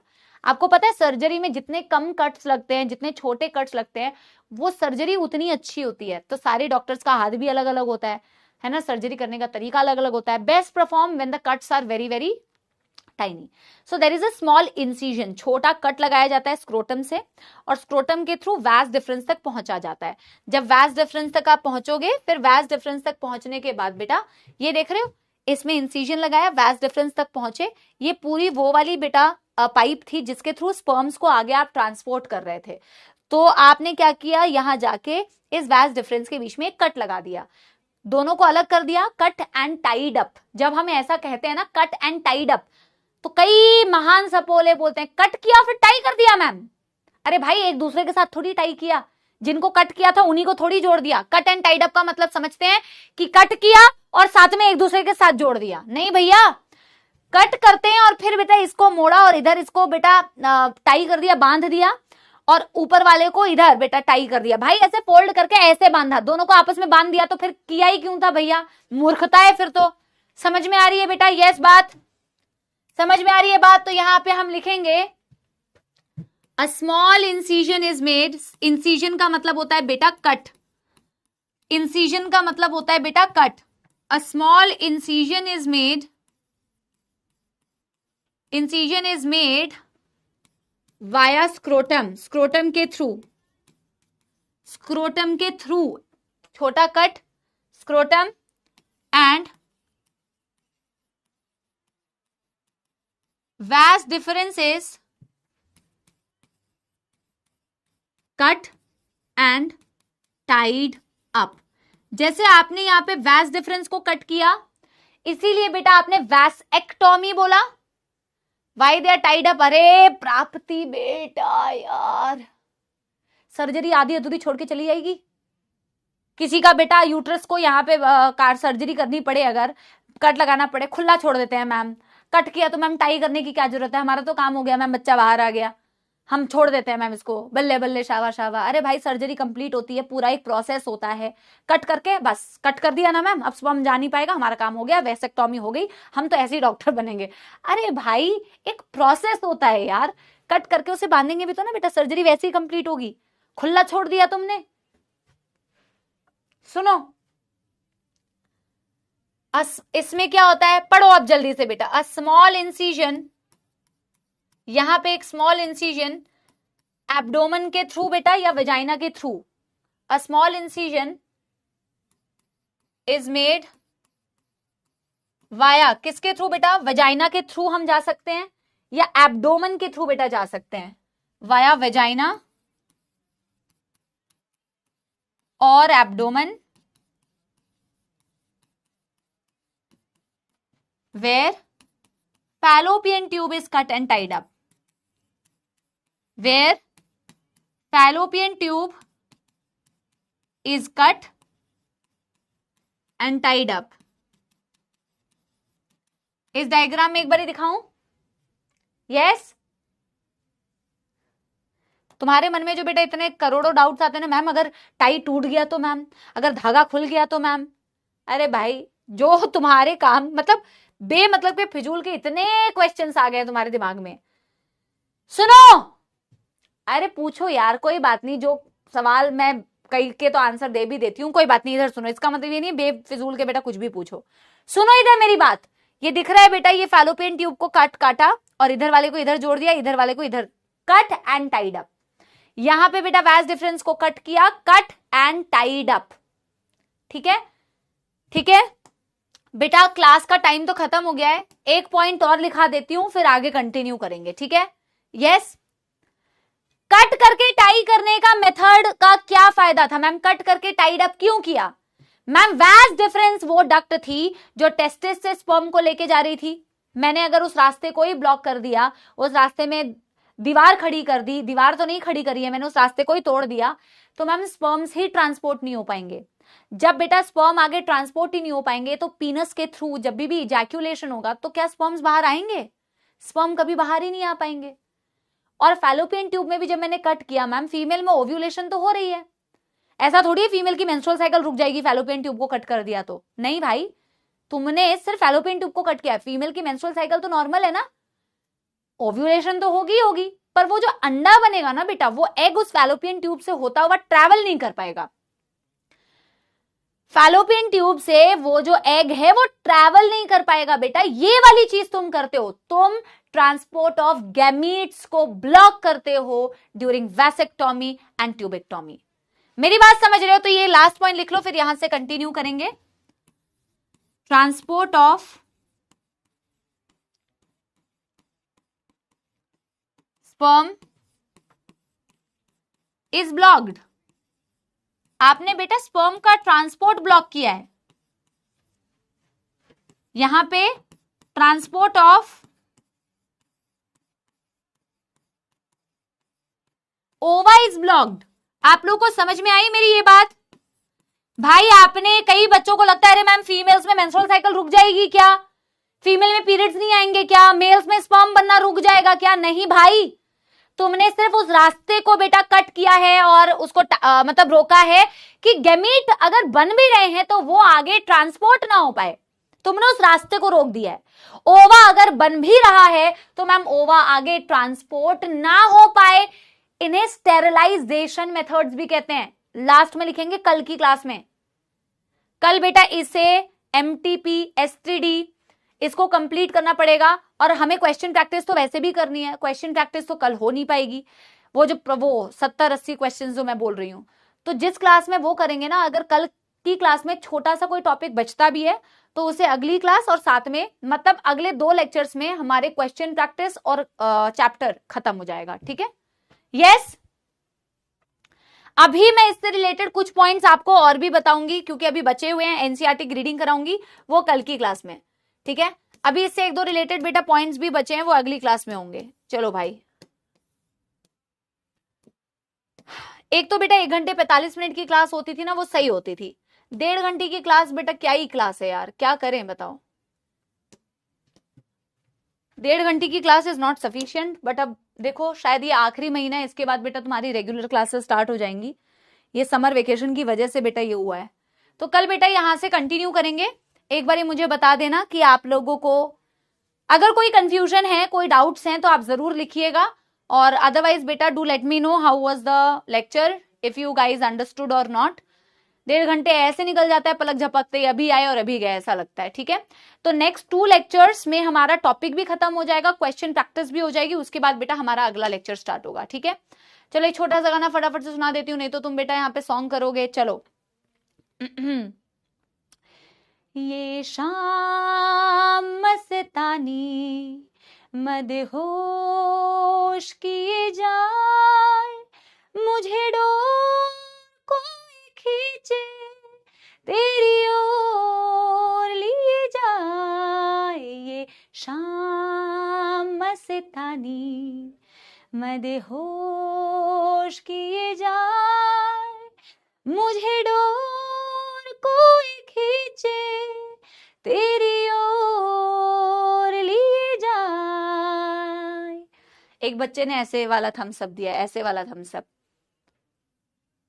मेरी मम्मी सिखाती थी same to you back to you, this thumbs up same to you back to you. बड़े आए। चलो बाय बाय, थैंक यू बेटा, मिलते हैं अगली क्लास में बेटा। यार थोड़ा टॉपिक कंप्लीट करेंगे और थोड़े जो कल एमटीपी बचा हुआ जो बेटा कॉन्ट्रासेप्टिव से रिलेटेड पॉइंट्स है, सेक्सुअली ट्रांसमिटेड डिजीज, एटलीस्ट इतना तो हमें करना है ताकि इनफर्टिलिटी वाला अगर टॉपिक बचा भी हो तो वो क्वेश्चन प्रैक्टिस के साथ हो जाएगा, बट कोशिश करेंगे कुछ कुछ बेटा कल के साथ ही कर लें। चलो टाटा बाय बाय बेटा, बहुत हो गया, चलो bye, thank you thank you. हाँ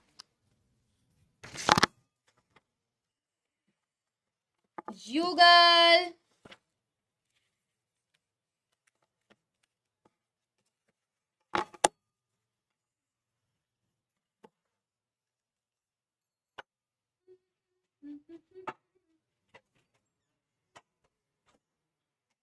युगल भाई तुम्हारा बेल तो बजता नहीं आधे टाइम।